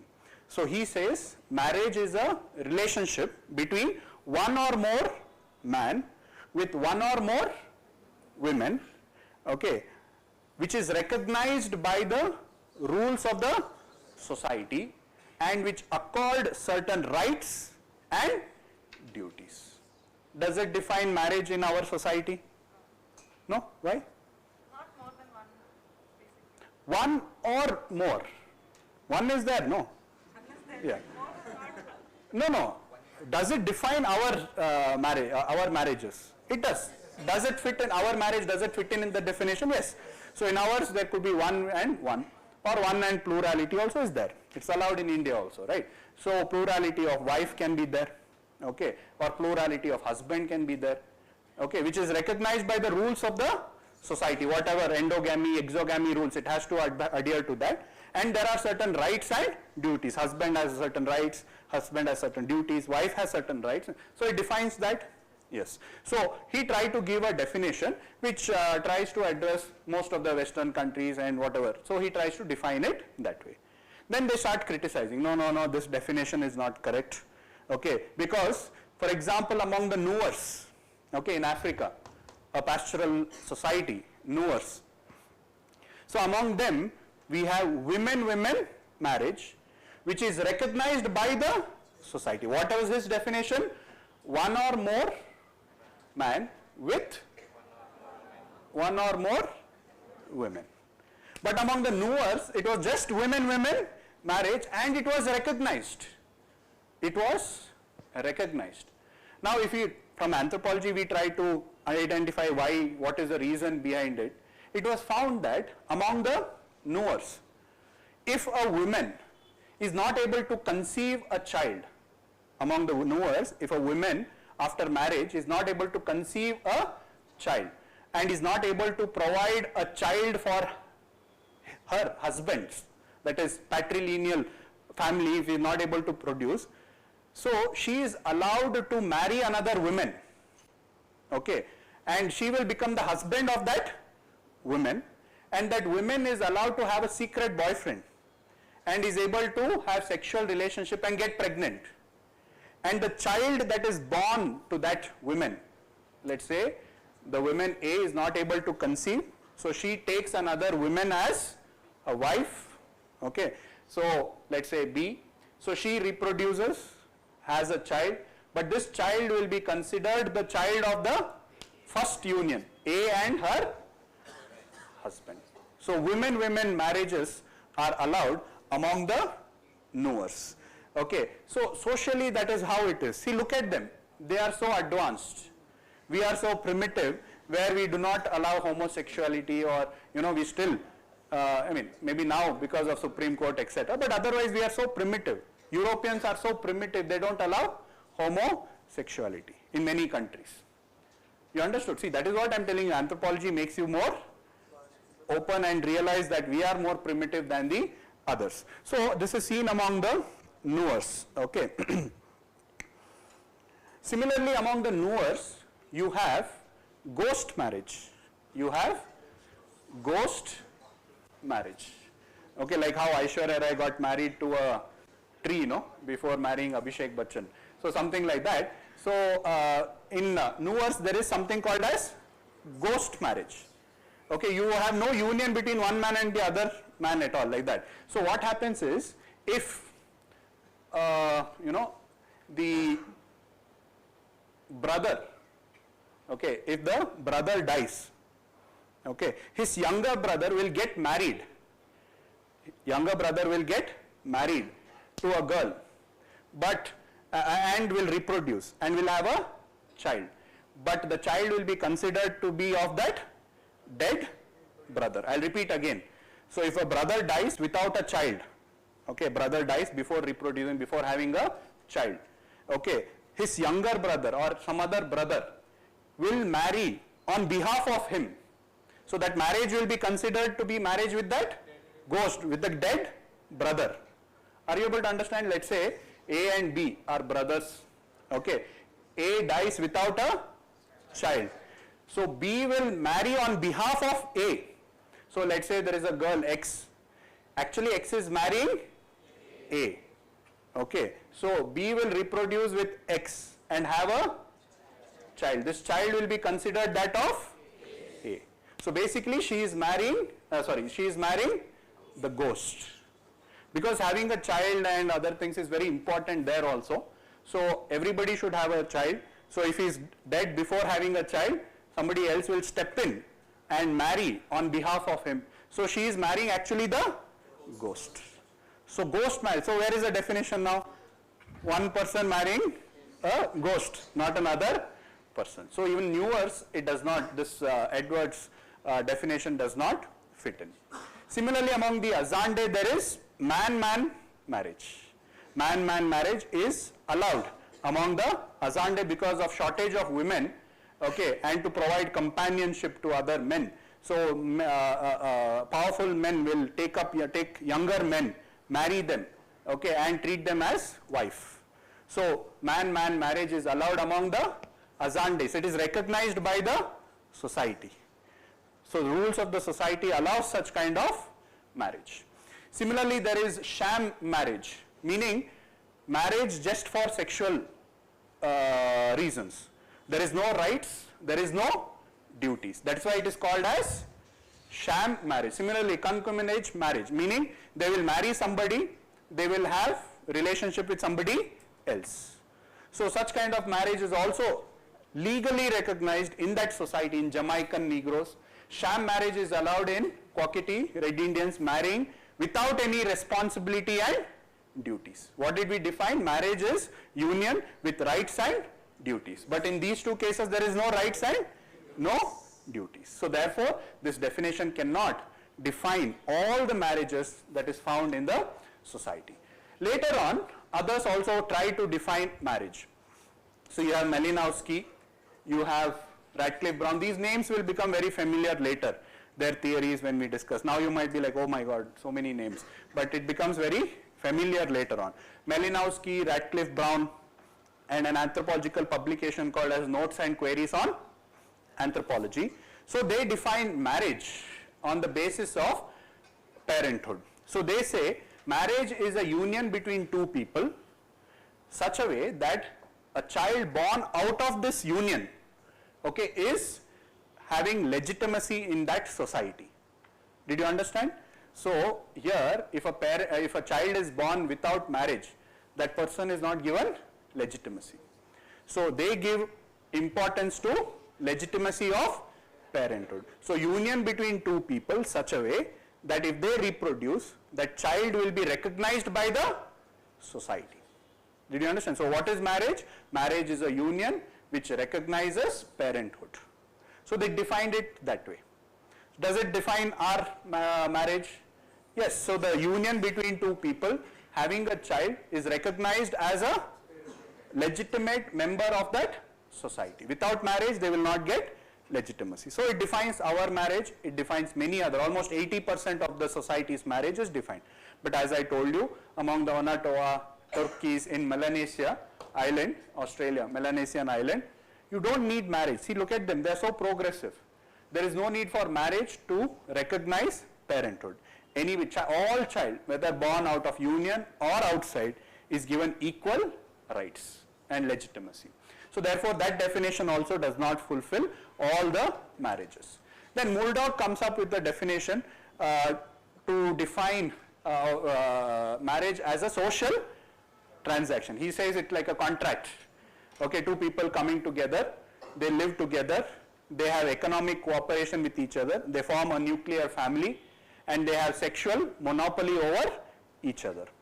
Such a union is called as marriage. Okay, again an interesting. So, what did you understand here?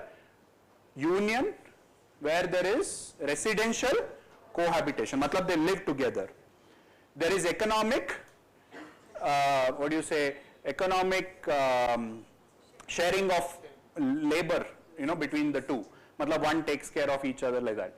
There is a formation of nuclear family and there is sexual monopoly with each other. But then again, cross-culturally when we examine, even this definition does not fulfill. Okay. For example, among the Nayars of Kerala. So, this is again where several places we quote this particular community, Nayars, okay, in Kerala. So, whatever has been written about Nayars was in 1900s.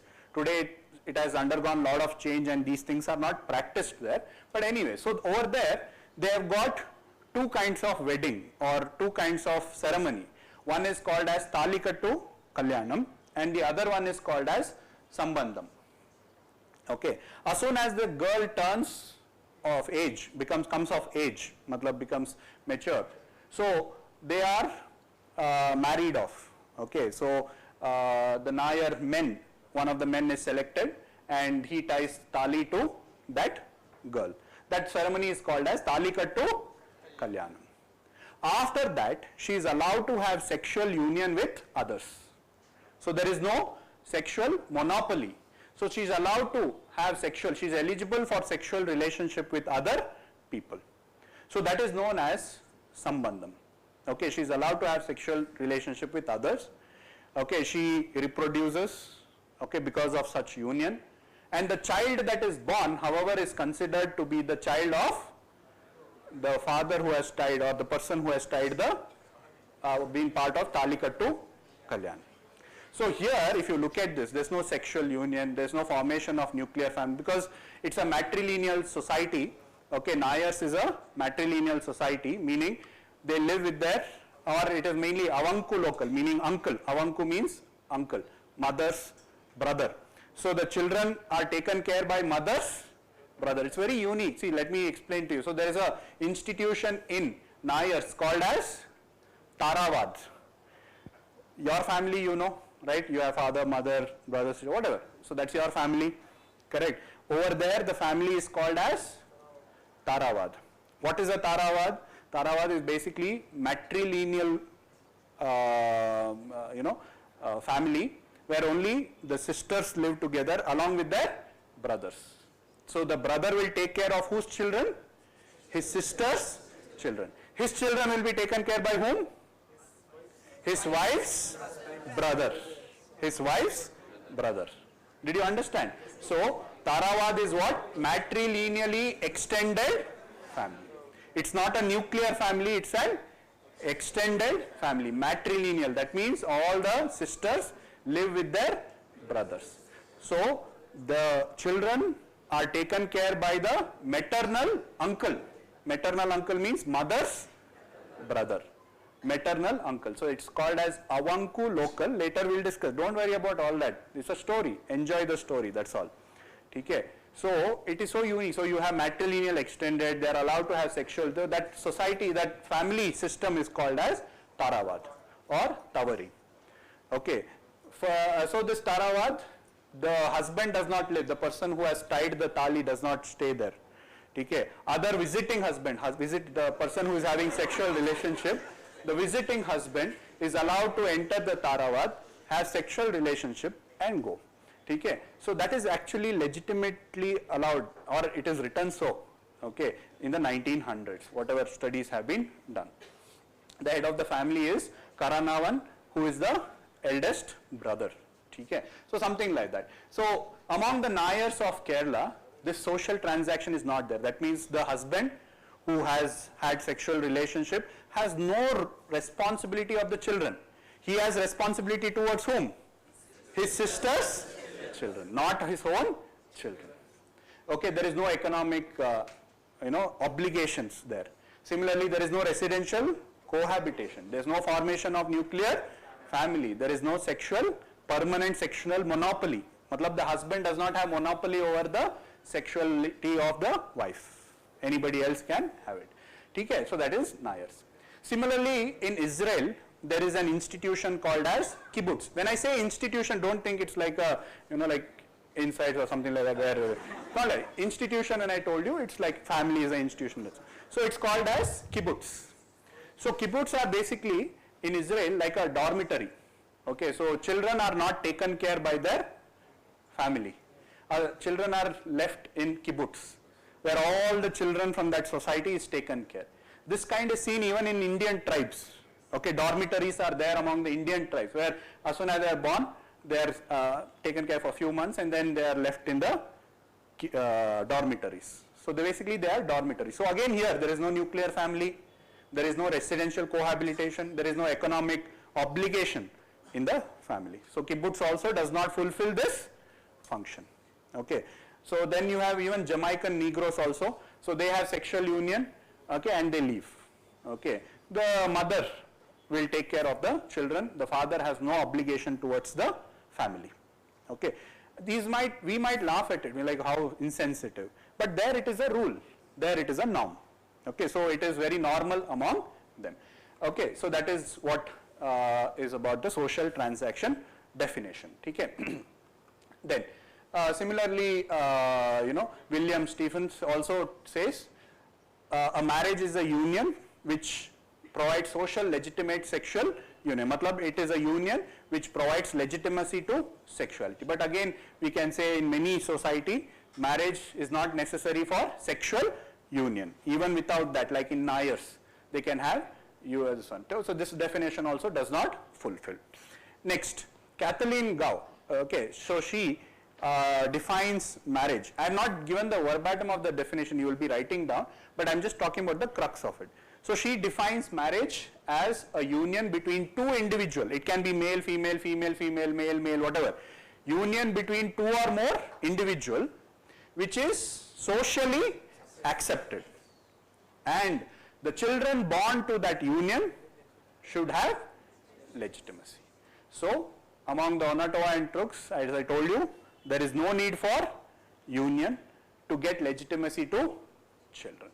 So even this definition of Kathleen Gao does not fulfill. So like this, several anthropologists have tried to define what is marriage, but has failed to give a universal definition of marriage. That's your conclusion.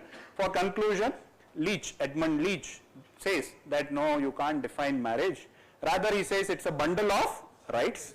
So he says it provides legality, monopoly over sexuality, division of labor, division of property, sexual relationship, etc. Okay, is what is marriage. In some society you might have all the rights, in few society you might have few rights. So you cannot define it. Rather, he says that marriage is only a bundle of rights which is seen in different societies. Okay, so we don't give a universal. So that's the conclusion.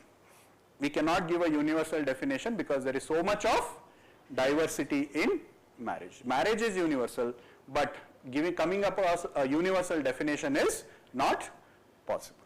Okay, is there any doubt? So the premise of your answer is very simple.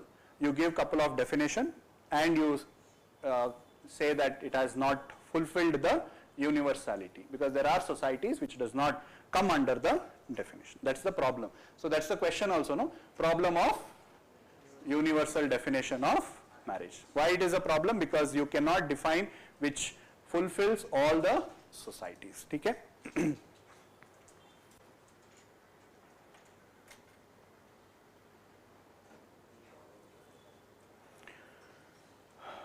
So you can write down that. Let me see if any doubt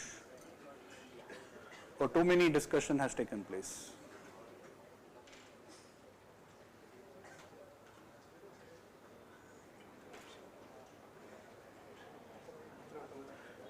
Okay, I'll go from behind. So ghost marriage, what if the dead person does not have a brother? See, in societies, okay, don't consider it's just like us, where brother means only the own brothers. Sometimes in many societies, even the cousins or others, they are also considered equally the same, own brother kind of a relationship. So it can be anybody who stands to that person as a brother from their lineage. Anybody can be a brother. Okay, you can write down. I'll just, while dictating, I'll see this one. Universal definition of marriage. There is several traditional interpretation. There are several traditional interpretation.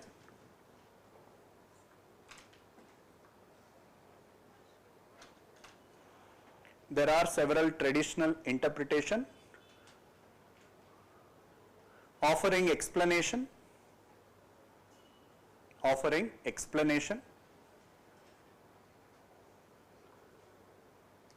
about why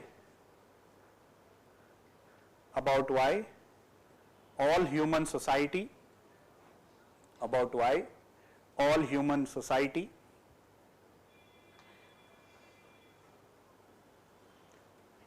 have institution of marriage.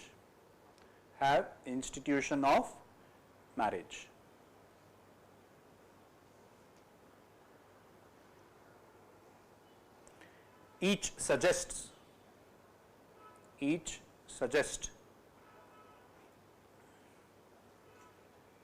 that marriage solves a problem. a problem found in society.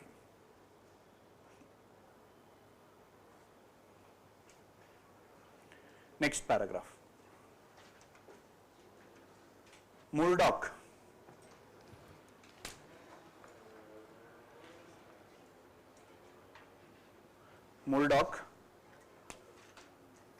see, it's good to refer names when you write your answer. That's one way of writing a good anthropology answer. Okay, you have to. You can do without it, but at least in few places if you mention it, it's always a good practice. You get better marks. Okay, so you'll have to remember them.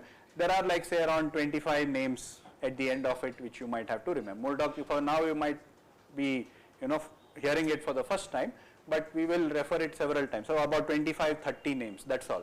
Okay, so don't worry about it when we see this. Okay, so Murdoch, arrow mark. Marriage solves the problem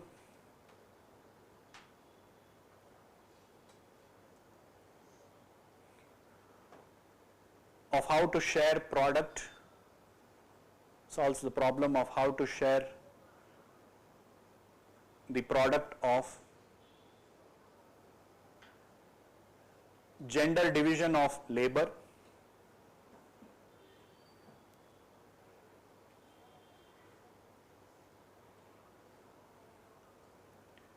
similarly he says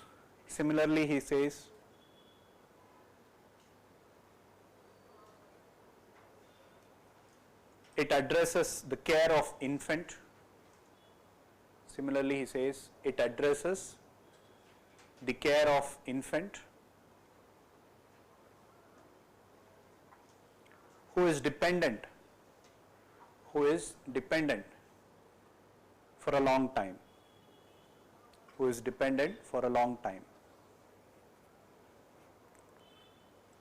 Next paragraph.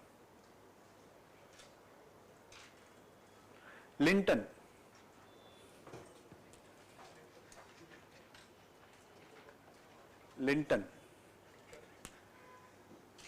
says marriage minimizes sexual competition in the society.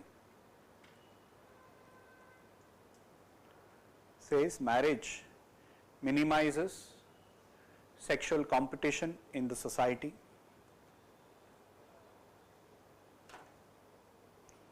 Next paragraph. Thus, marriage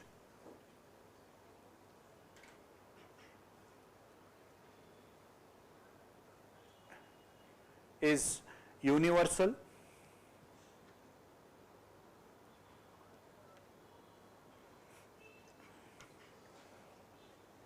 okay, and 1 minute, okay, full stop. Anthropologists have tried to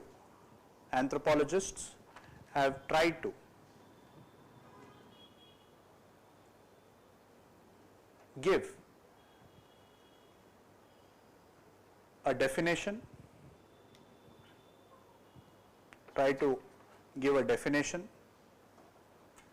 of marriage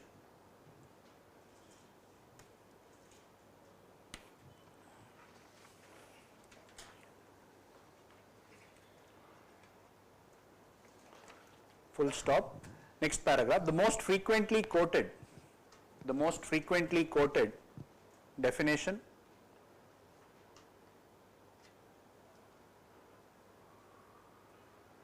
is that of Edward Westermarck.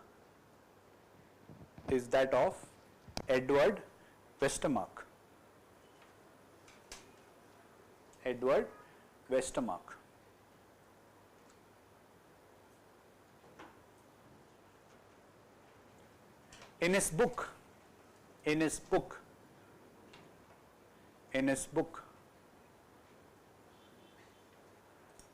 quotes, the history of human marriage.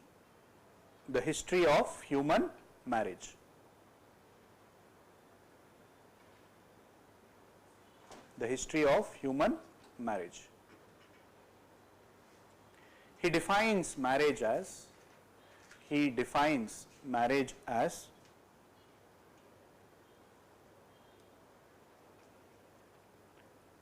in quotes, marriage is a relationship, marriage is a relationship of one or more men of one or more men with one or more women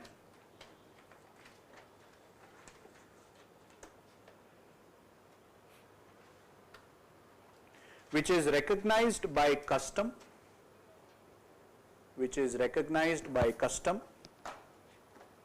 or law,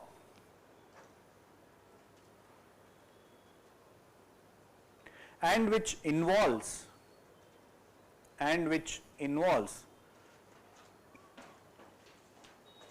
certain rights and duties,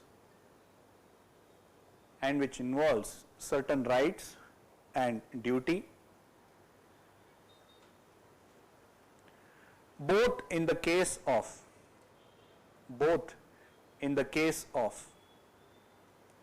the parties entering the union and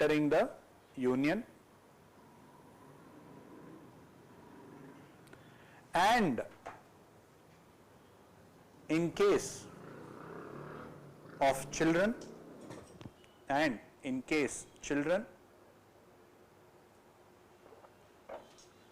born into it. So did you understand? So marriage is a relationship between one or more man and one or more women, which involves which is recognized by the customs and law, which involves certain rights and duties for both the couples or whatever, both the people who are involved, and also to the children born to that union. Okay, next paragraph. However, this definition did not account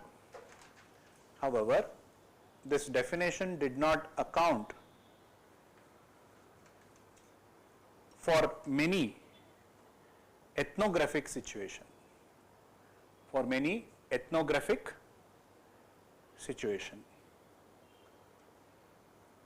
Example,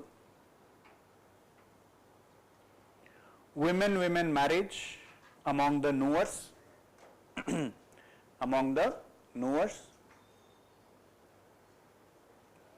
ghost marriage among the Nuers,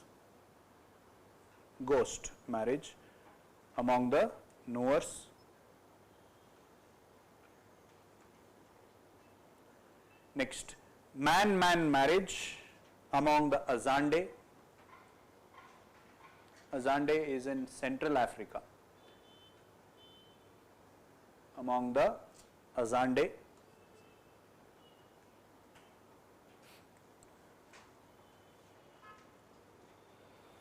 Sham marriage among the Kwakete Red Indians.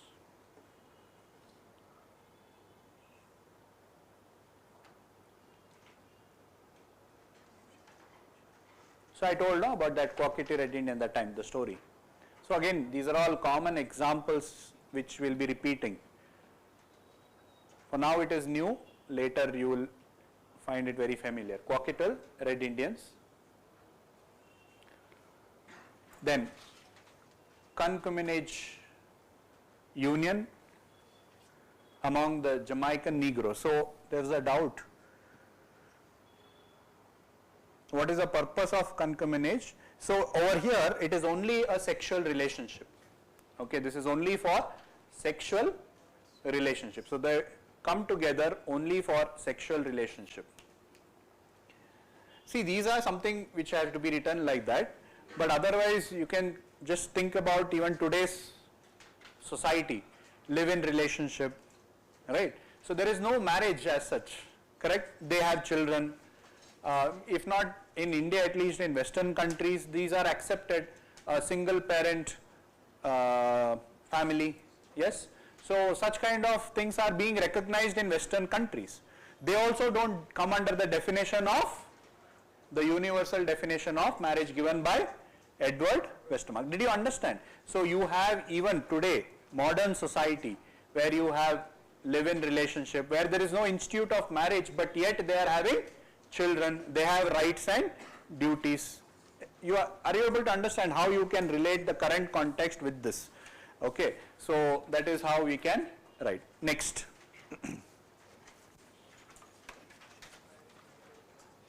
Okay, next.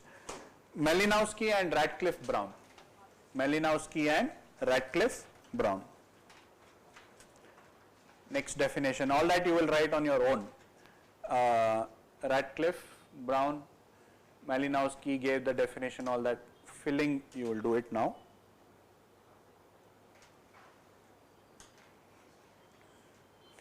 Negro is an offensive word, I mean if it is in common parlance, but these are all from the textbooks, so you can mention it that way.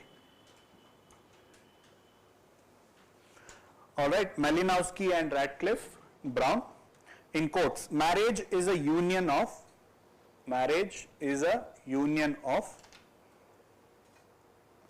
a man and women in which they are socially recognized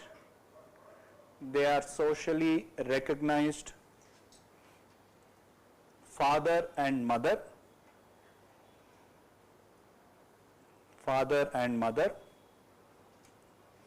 of children born to the women.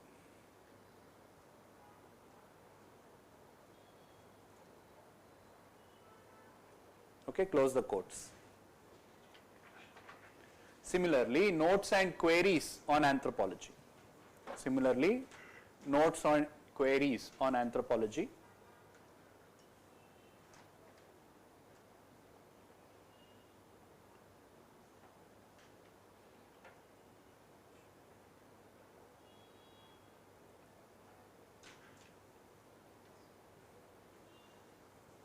In quotes.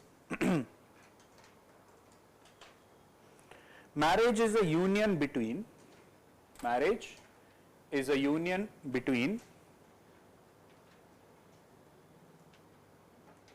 a man and a woman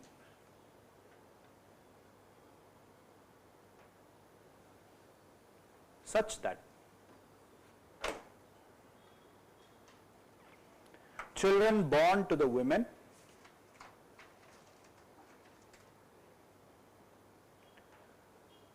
are recognized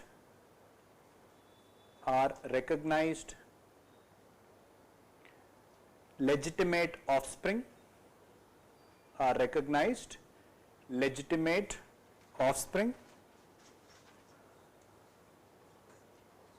I'll repeat, marriage is a union between a man and women such that children born to the women are recognized legitimate offspring of both parents.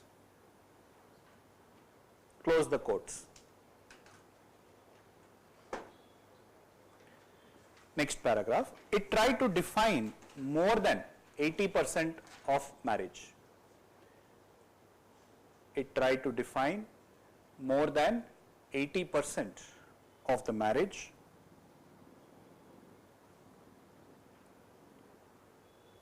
And others were considered deviation. Others were considered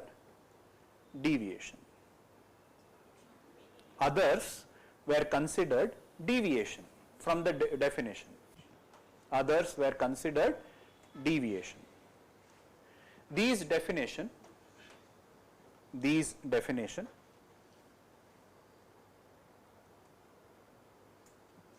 stressed on legitimacy of parenthood.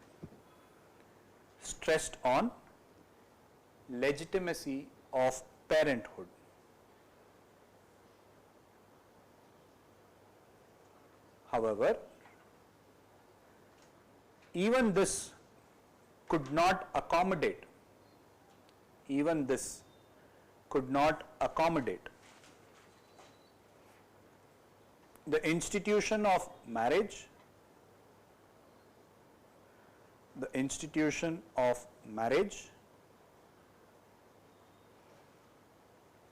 in those societies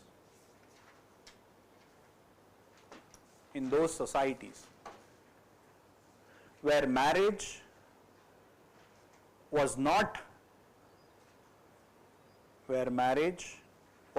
at all necessary,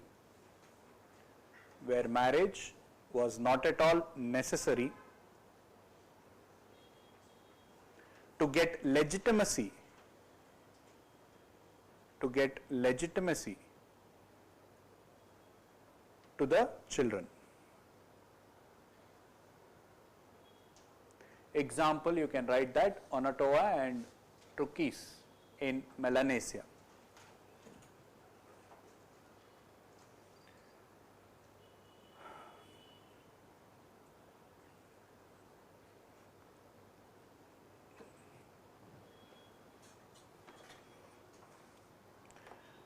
So I'll end my class with this. We'll continue 3 more definitions, okay, and then we'll move ahead with our next topic. Is there any doubt? Online I'll just address the doubts, others you can ask here.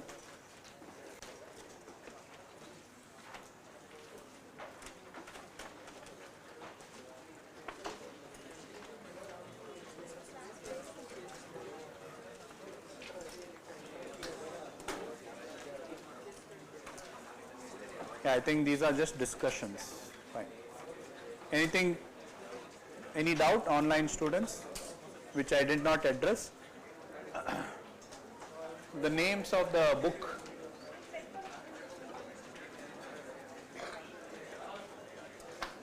So, Socio-Cultural Anthropology by Majumdar and Madan. And this is Telugu Academy, Socio-Cultural Anthropology. They are mentioned in the book, in the welcome document. Yes, there is a risk of spreading disease.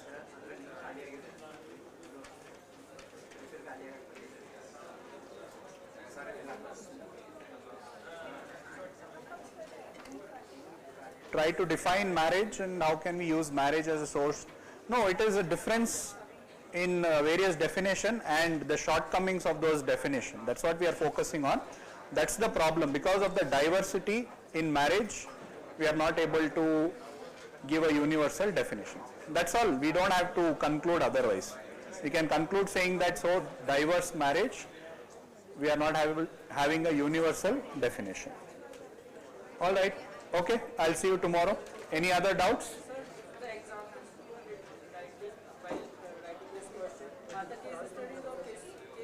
Those are only case studies. These are only case studies. See, one more thing. Okay, so one more thing is, let me now try to explain to you what is the utility of case study. Nobody will tell you, list the case studies that you have studied in marriage. Correct? Nobody will ask you a question like that. What is the utility of case study? What is the utility of data? What is the utility of facts? It is used to substantiate your arguments. Okay, you say this person is a good person because he has done this, he has done that, he has done this. So what he does is the case study. Like that, to justify our argument, we give case studies. Case studies are not points. Points are justified by case study. By writing 10 case studies to 1 point doesn't make 10 points. You won't get 10 marks. You get only 1 mark. Did you understand? So case studies are to strengthen your argument. To say India is a developing country, we say India's growth rate is so much. Okay, India has produced so much jobs. India's export is so much. But all that is just a fact to strengthen your argument. What is your argument here? India is a developing country.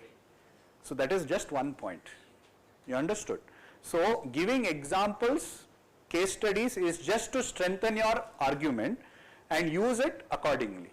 You don't say that you list all the case studies and say that please choose whatever you like and give me marks. You can't do that. So case studies, as you said, now you understood. So it is not to be highlighted as a, you can write it in a box and all that. So later I will tell you, but it is mainly for strengthening your argument, your ideas, your discussions. Okay?